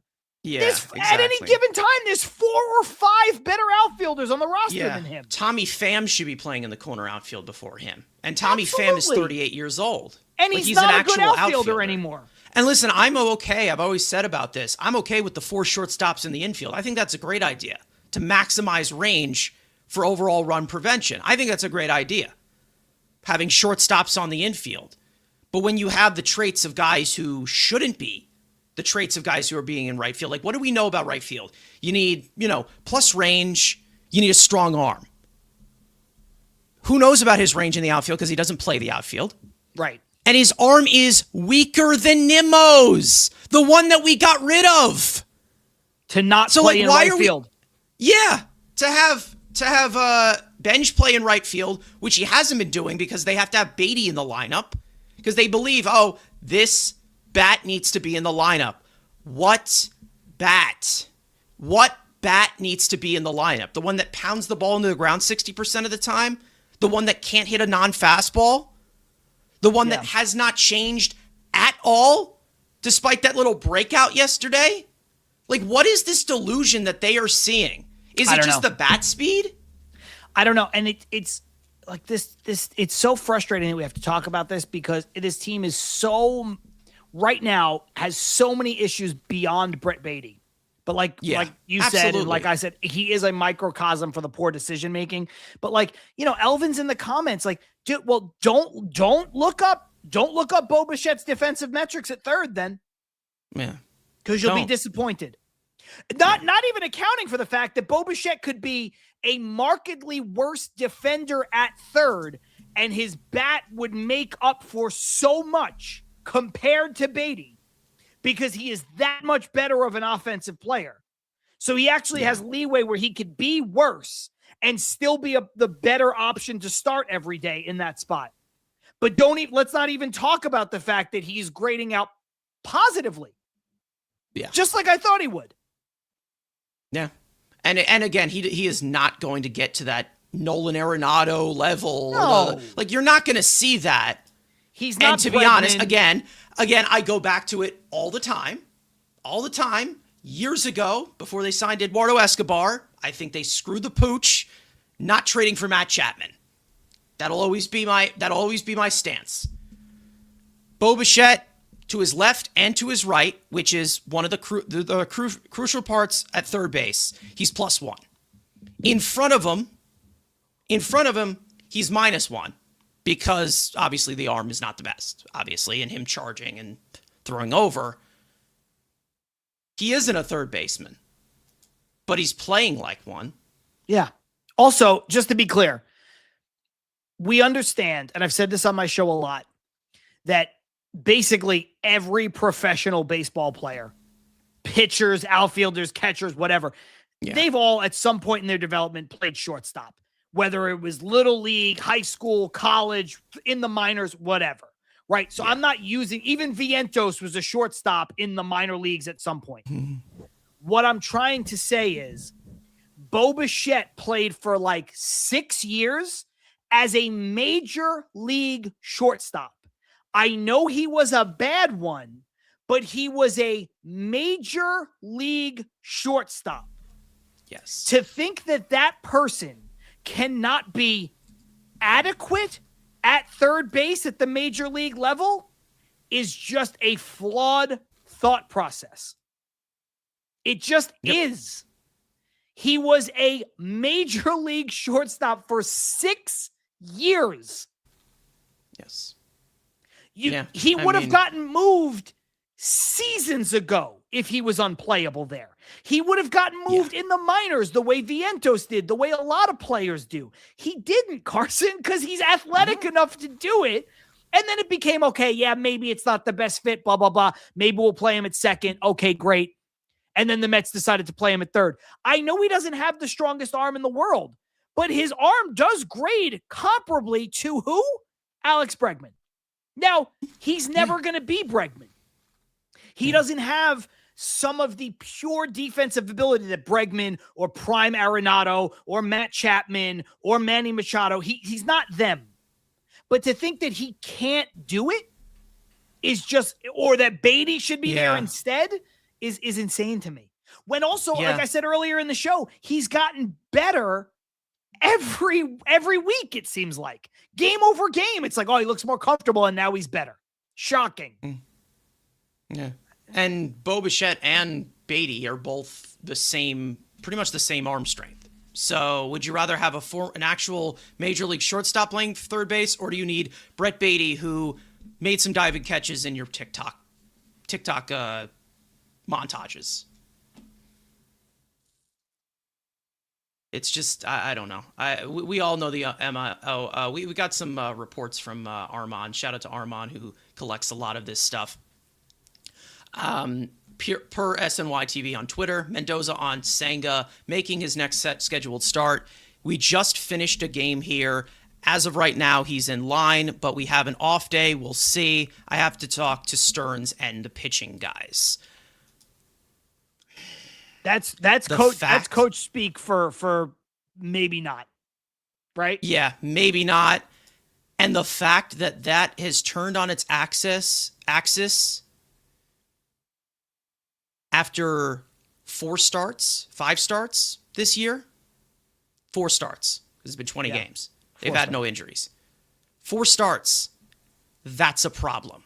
That says a lot more about Senga than it ever could about the Mets' state of the rotation. And this is the type of stuff that I talk about with Senga. We know the talent's there. We know it's there. Will he be on the mound to show it? And Andrew, if he were here, he would be preaching, because he is tired of Kodai Senga. He is done. He's moving on. But it just shows you how much this guy needs to be perfect. And I thought that maybe in spring it looked a little promising. He was throwing a little bit more with conviction. He was going deeper into the games. Once again, the cards fall. Everything falls off the table for him, and he can't handle it. He couldn't wear it to 5 innings. And of course, we have a manager that enables that and says, "Okay, Senga, that's fine. Go out there and sulk in the clubhouse while we have Minaya wear out the rest of the game." Who also, by the way, was more hurt than you last year. Yeah. Rosie saying, remember when Stearns said they would be crazy to rely on Senga. The Mets were relying on Senga good times. They're not really relying on Senga. No, they want him to be a back-end guy, and he still isn't capable of that. The 4 or 5 starter. Yeah. The problem is that everything else in this team looks so bad. So if you think about it, McClain has been great. We know how talented he is. He's already pushing himself into the conversation of being a top 20 starter in Major League Baseball. It's incredible. He could be the next. He's got the stuff and the makeup and the mindset to be the next great Mets starting pitcher that they've developed, right? Absolutely. Freddie Peralta, outside of a little bit of bad luck, the ERA doesn't look great. He's been pretty much as advertised. You want him to go a little deeper in these games, but he has been a true frontline guy. And I think he will continue to be that. And Clay Holmes has been as good, if not better than last year, building off of that. That's a very good 1 through 3. The problem is the offense looks terrible, so it's destroying everything. The lack of preparedness looks terrible. The defense, which was emphasis on run prevention, and I think overall they've sort of accomplished that, but now they're playing so poorly that they've not accomplished that. You know what I mean, Carson? Like, I think they have the guys in a blender, and they're like, "Here, do it." Yeah, like let's give it a go. And it's like, no, just do the thing that's going to make more sense.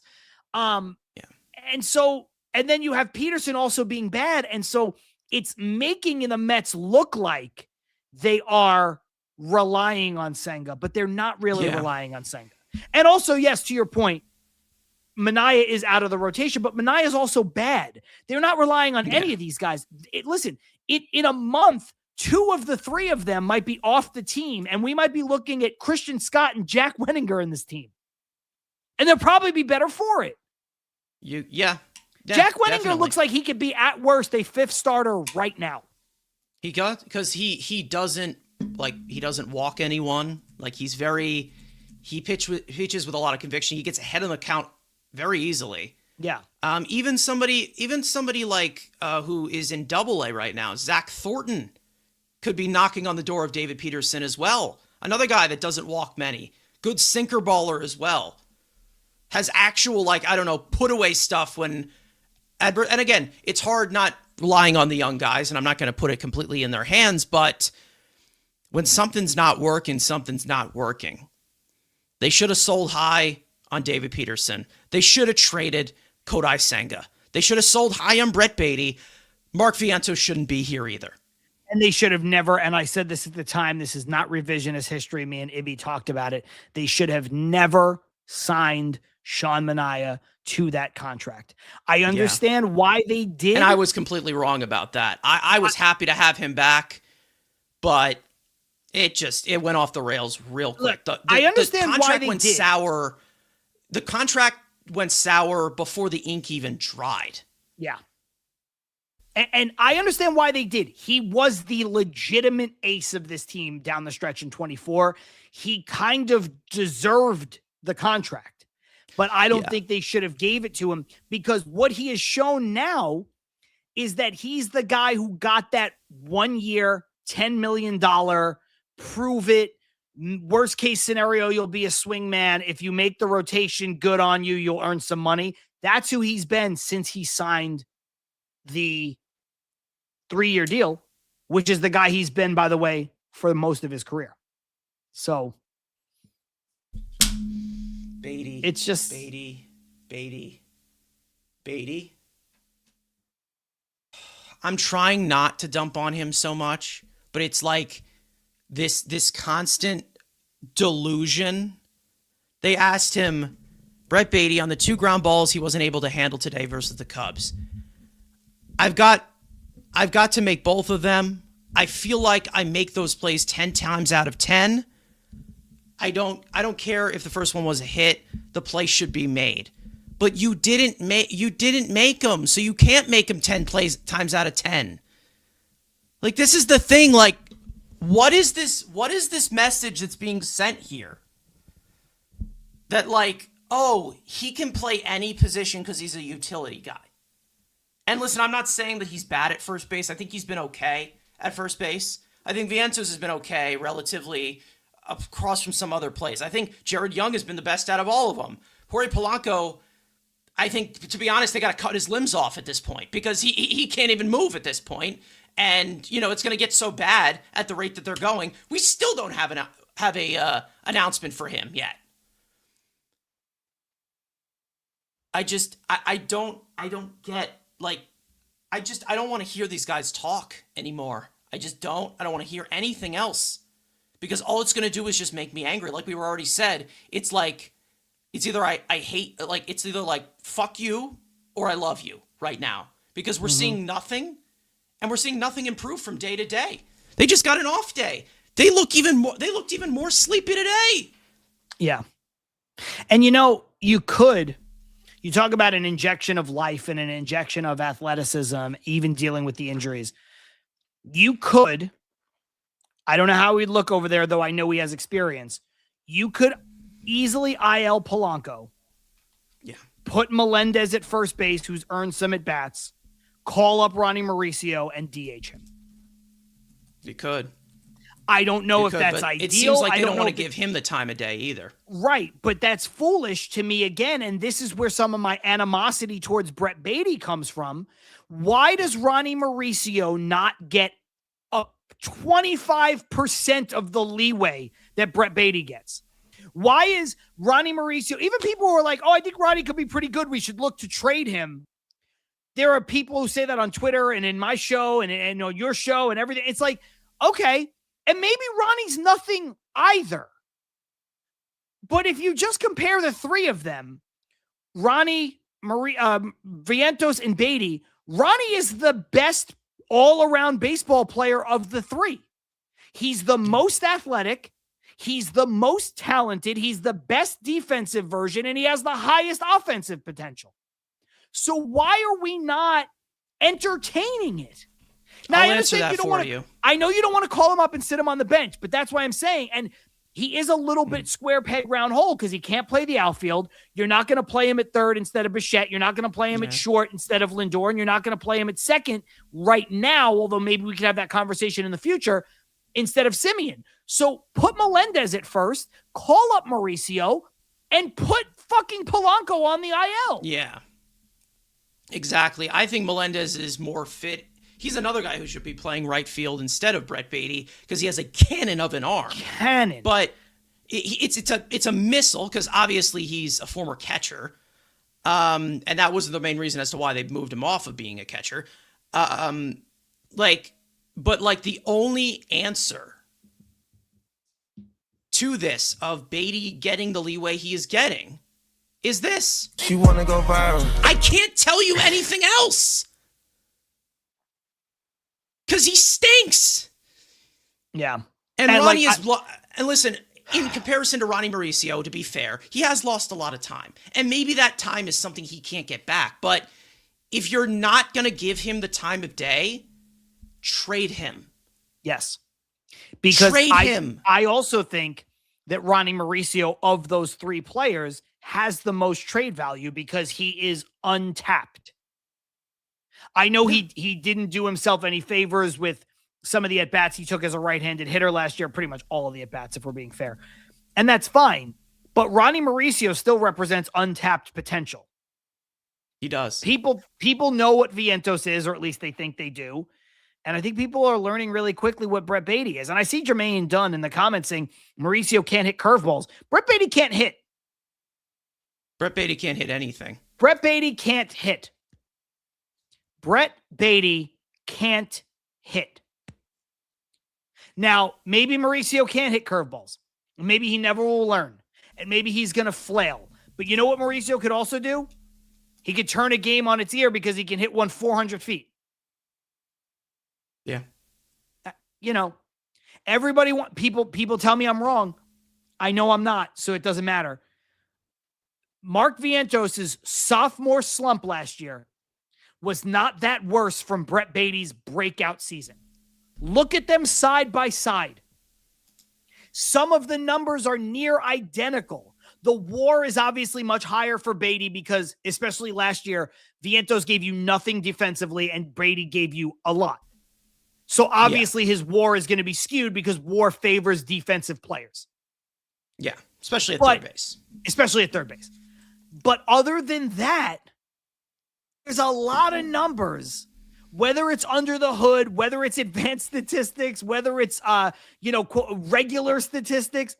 They're not that far off, Carson. They're really not. I'll give you the statistics again, which, again, people flame me for this because, again, it came with a 40-minute compilation of this. I don't know if you've seen this, of what I put out. This was weeks ago. Tell me that I'm wrong here. He hasn't changed at all. Against non-fastball, he hasn't changed. Yeah. It's the same. And you compare this to the league average, this is not a bat you have in the lineup. He can't hit anything but a four-seam fastball, and he can't hit anything above 94. His swing decisions suck. His plate discipline overall is not good. Yeah. And it's been like this the whole time. If he had some of these, like, it's just, if he had some of those same deficiencies, but he had better how do we plate know? discipline. That's the thing. Well, right. He's got 120 plate appearances in the majors? How would we know? Beatty is over, 1,200? Yeah. Or whatever, 1,300? Like, enough of this. Stop trying to make it happen. It's never going to be a thing. He's 26. He's a super kindergartner now. Yeah. It's enough already. I told you this. He was drafted as a 19-year-old out of high school. Yeah. That should have been the first red flag that, hey, he probably failed 5th grade. Hey, he might be stupid. I say that in more of a in a joking way. Sure. But it's like, it hasn't changed. Yeah. It hasn't changed at all. Ronnie Mauricio has certainly changed. A lot of things have changed for him. Not for the good either. Right. You're just basically just letting him rot. He's just rotting. That's it. He's rotting away. I mean, but I think these are some of the things you're going to start to see. I think if this continues on this trajectory, I think the manager will be fired. I don't know when, but I think it will happen at some point. I think you could see potentially, especially once guys get healthy, right? It's a little harder to do this now, but Mike Tauchman will get healthy and Jared Young will get healthy and Polanco will get healthy. Obviously Soto's going to be back hopefully very soon. And there are some people on this roster that don't need to be here, like a Tommy Pham, right? But, Tommy Pham might start hitting. Even at 38, I have more of a belief that Tommy Pham's going to start hitting over Brett Beatty or Mark Vientos. And so what you might start to see is, like I said earlier, you might see a situation where Mark Vientos is out of options, is DFA'd. You might see a situation where Brett Beatty, who I think has one option left, is optioned. And they're just like, that's it, man. That's it. Because I'll tell you what, we could talk about certain things in the game and whatever is going on, and it's not even fair to compare them because he's only had 20 games in his major league career. Carson Benj looks better. He looks like he's figuring stuff out as it goes. I think he's going to get his lumps. I think there's times he's going to look bad on fastballs. I think there's times he's going to be overmatched by a pitcher who's got nasty stuff he's never seen before. I think his approach is more like he doesn't really know how to pull yet, and I think that's part of the problem. But if people are healthy and he's hitting 8th or 9th and playing a plus or even just an average right field, that is a contributor for you. He can have the opposite field approach and he can play defense and it's fine. Also, he's 23. Yeah. And he's had 9 minutes of baseball time here at the major leagues. Yeah. And he hasn't had had much time in the minors either. No. So it's been 5 years now. 5 years with this guy. And what's funny is they sent him down and then called him up so many times that he's not even in an arbitration yet. And he's already been on this major league roster. I can't do another 3 years of this. Yeah. He's a dud. He's a dud. He's not good. I mean, Farrell saying, Jay Farrell, if they fired Mendoza now and went to an interim manager, isn't that kind of a wash at this point, the season? Phillies did it and went to the World Series. True. They did. Like 3 years ago. I'm not saying the Mets are going to go to the World Series. I'm just saying. Like, I saw no. some people It's up too there early speaking to of be this a third wash, base and the Phillies conversation. Yeah. and the Phillies didn't do it until June. Yeah. The Phillies were so bad, they fired Joe Girardi on like May 30th. Thompson took over and they went to the World Series. So no, it's not a wash on the season. There's 100. Yeah. Because I'm trying not, again, I want people to be angry. This sucks. You should be angry, but you have to have the perspective that I know we all have as baseball fans of how long this season is. And I'm not saying this so that you could be positive and not negative, or optimistic and not pessimistic, or half full and not half empty. There's 142 games left. I don't want to hear wash on the season. 142. You can have more of a conversation about that maybe in like on Memorial Day, maybe. Yes, Memorial Day we can start to talk. Yeah, that's when you start to talk. Then you And get I'm not near trying the to go All-Star with you, break, then you're Jay talking Farrell. about the trade deadline. Yeah, you know, I'm like not- you get closer and closer, but it's 20 games in. That's how I see it. But that's not us saying, "Oh, be positive. We're going to be fine." No one is trying to sell you a bill of goods. No one. I'm not saying don't worry, it's 20 games in. I'm just saying literally I'm saying worry, there's some problems, and I'm also There's worried. ways to turn it around because But it looks like right now as a whole everyone's playing like crap. Correct. That's how it looks like. And it looks like it's a little bit more of a deeper thing than just, oh, we need to trade this guy. And again, if you watch your show or our show, and again, Jay Farrell, I'm not coming at you. Like, I know it. Like, I'm not picking on you. Yeah. If you go out of your way to ingest baseball content like Mets Weekly, like TilMetsDoUsPart, you're going out of your way to be here with us now. You know baseball. You want to be in the discourse. You want to be involved. So then you know that there's 142 games left, and it's just too early to eulogize any season. Carson, if the Mets were 0-20, there's still 42 games left. Now, if they were 0-20, the manager would already be fired, but you know what I'm saying. Yeah. And, you know, Jay Farrell saying, I get what you're saying. I'm not seeing the season as a wash, but I'm asking if going to an interim, it feels like the front office is giving up on the season at that point. I think they're giving up on the season when they sell at the deadline, personally. I agree with that. I actually think it's the opposite. I think teams fire managers to try to get a spark. We're talking about, people have said, there's no accountability. Okay. You know how you show accountability to everyone? You fire the guy at the top. So if you're worried about, you know, Lindor's head not being in the game, or guys only collecting paychecks, or all the stuff that people have been saying throughout this entire stream that we've done where people don't care and this and that and this and that and this and that. Well, first of all, if you believe that, it's the manager's fault. That's the first thing. Second of all, if the Mets believe that, then fire the guy whose fault it is and tell everyone, get your shit together.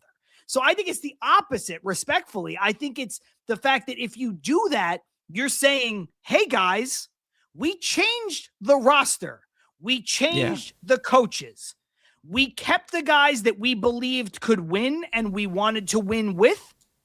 Now we're firing there's only so many other things we can do before this whole thing comes crashing down. And then Stearns gets fired, and then people say Lindor can never win. People will pair Stearns and Mendoza, and they should, because Stearns brought in Mendoza. Sure. However, it was this constant transition of, you know, in and out of players that he inherited, guys that maybe he did not want, but in certain types of prices. Again, that's such a different thing, but it's like it's the same rhetoric as, well, oh, if Beatty sucks, well, we got to bag on Vientos too. If Mendoza sucks, we got to bag on Stearns too. And listen, criticism of Stearns right now is fully merited. 100% is. But we all knew that this was about him putting his stamp on this team, and to judge that after 20 games is something you just can't do. I can judge Carlos Mendoza when a lot of things have not changed. From what he was doing in year 1 to year 3, because I don't want another 2024. I don't want another slow start to the season. I don't want another, well, we need to bring in a Latin pop singer. We need to rally around rally around Grimace. I don't want to see that. Because to be honest, in 2024, that wasn't sustainable. Everything that happened in 2024 was not repeatable. If you're going to tell me that you're going to try to find another Jose Iglesias, try to find another sequel, which like we say, the sequel is not as good as the original. If you're trying to find another Jose Iglesias, okay, let's try and find let's try to find a 36-year-old Latin pop singer who will bat over 300 for you and have a career year. Go ahead and go and find that. If you want to tell me that that's Jose Iglesias, what did he do last year? Not what he did here in 2024. So it's just not repeatable. It isn't repeatable. And they can't rely on that as a crutch after adding on to an NLCS run in 2024, adding on Juan Soto and saying, well, this team is just fine. Just add pitching. Add pitching. No. Let's not forget Stearns wanted Counsell, not Mendy. I think it was half and half, but personally, I never thought that Counsell was coming here. Never thought he was coming here. I didn't expect him to go to the Cubs. I did not expect him to go to the Cubs. But, that's just that. Guys, I think, we're going to probably pack it up in like about 10-ish minutes. We can go to the fourth hour. I don't even know if we'll set up a post game. I'll let Evan and Matt know. I'll ask them if they want to do so. Because again, we're just ranting at this point. But you need to right now. You kind of need to, because everything that's in front of us from all aspects is going wrong. Everything. To a point where you're like, how is a near $400 million payroll going this wrong? That you're like, okay, maybe they could turn it around because it's so early. But also it's like, this is a mess. This is a complete mess right now. You can't use this as it's inherently not a positive. And again, I'm not trying to spin this. There is a part though where you're like, too many things are going poorly at once that shouldn't be going this poorly. Where it's like, yeah, we know Lindor's a slow starter, but like, what's going on? Mental lapses. What's up with this? Right. And like, it's like, okay, Bichette actually hasn't been bad, but he's not been as advertised. And I do think Bo Bichette's going to hit because all he's ever done is hit. And so like, there's things where you're like, not all of this can be this bad. I mean, we could talk about the pitching, right? Senga could suck. Peterson could suck. Manaea could suck. But the Mets are equipped, maybe not right this second. And look, I don't think it's going to take as long as it did last year because I think Stearns learned his lesson in terms of urgency. Like Jack Wenninger is close. Now, I don't want these people to come up and feel like they have to be saviors, but they won't. Because last year, the problem was the Mets didn't have anybody at the top of the rotation. If the Mets went to the playoffs, Nolan McLean was going to start game one as a rookie with 8 minutes of experience. Well, they don't have to worry about that now. Wenninger can come up and be your 5. Tong can come up and be your 4. And Christian Scott can come up. He could be your 5. Like, that's what I mean. Like, there are people, they're not going to be asked to be at the top of the rotation. The top of the rotation is Freddie Peralta and Nolan McLean, and it's a damn good one. And you could do a lot worse than Clay Holmes as your 3. So these guys being asked to get stuff done at the back end, I think they're gonna be gone. And that's why, like, I'm not trying to dump on Beatty or Vientos, but after they let go of the manager or slightly before, if it gets to that, Beatty's going to get optioned. Vientos is going to get DFA'd. The guys are going to get healthy and they're going to run out of room. So and this comes to, I want them to make a statement, but they're not going to because they're still so infatuated with Brett Beatty. I want them to make a statement that because like if you do actually see him as an outfielder right now, when Juan Soto gets back, you option Brett Beatty. But they're not going to do that. It's going to be Pham, or if it's Melendez, I'm going to lose it. I really am going to lose it. Because they're like, oh, well, it's a left-handed bat for a left-handed bat. I swear, it can't. Absolutely not. It won't be. Melendez. If you're going to choose Brett Beatty over Melendez, a guy that Stearns brought in, Yeah. then we've lost the plot completely. The way Melendez has hit so far, and it's just been 2 games. So small sample size to the nth degree. Carson, I think Melendez would have to go 0 for now until Soto's ready for it to be Melendez. Likely. You know what I'm saying? Like, he'd have to go 0 for the rest of the way until Soto's healthy. And then maybe I'd entertain it where it's like, okay, it's a hot 2 games. You could send him down. But like, I don't think he's going to do that. He's putting together good at bats. I think he's He going also to has keep the ability going to drive a because baseball. I think he's going to keep going because he's got Tyone and he also has Assad as well. They're both right-handers who stuff the strike zone. Yeah. So again, I think he's going to keep going. He's And hot. neither one of those guys, especially Tyone now, like they don't have stuff.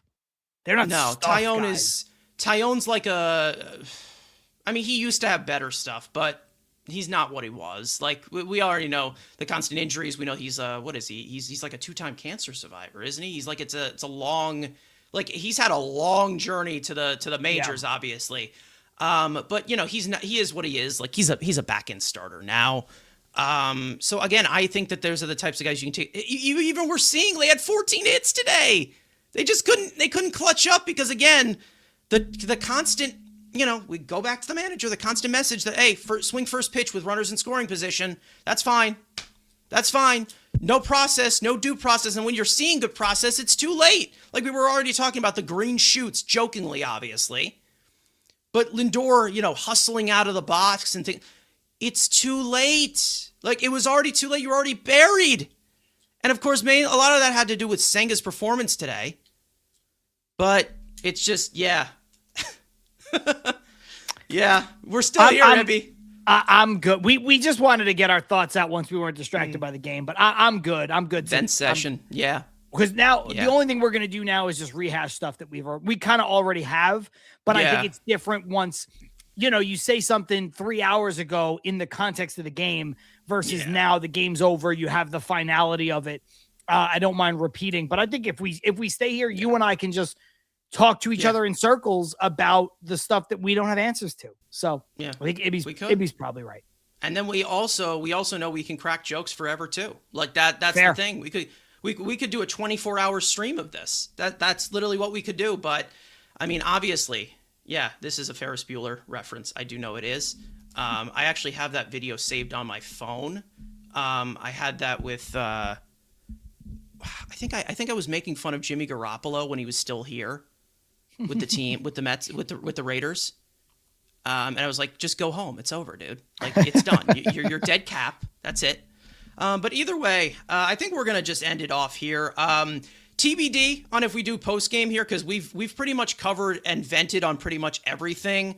And it looks like Evan and Matt are kind of busy until then, so I'll talk to them off of that. But we will be back tomorrow for 2:20 p.m. Eastern time for the next pitching matchup, which I believe is going to be Freddie Peralta versus Jamison Tyone. Thank you guys so much for tuning into this watch-along stream and maybe a little bit of a bonus podcast at the end here. We definitely, listen, it's worth it because this team is not in a good position as of right now. But like we said, still early. Make sure to subscribe to the Mets Weekly YouTube channel. Turn on those post notifications. And like I said, post game, I have no idea. Make sure to follow TilMetsDoUsPart. All the links are in the description, including your co-host Ibby. His links are also in there as well. So Ibby, you're getting something out of this. So you're gonna get you'll get your followers as well along with this for your contributions to this stream. And I'll definitely look back at some of the comments.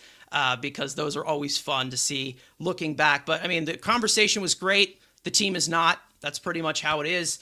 If you're watching on playback, you want to join the conversation in the future, post notifications. Follow Mets Weekly on TikTok and on X. Follow us individually. Links are all in the description. Let's go Mets. And we will see you guys tomorrow.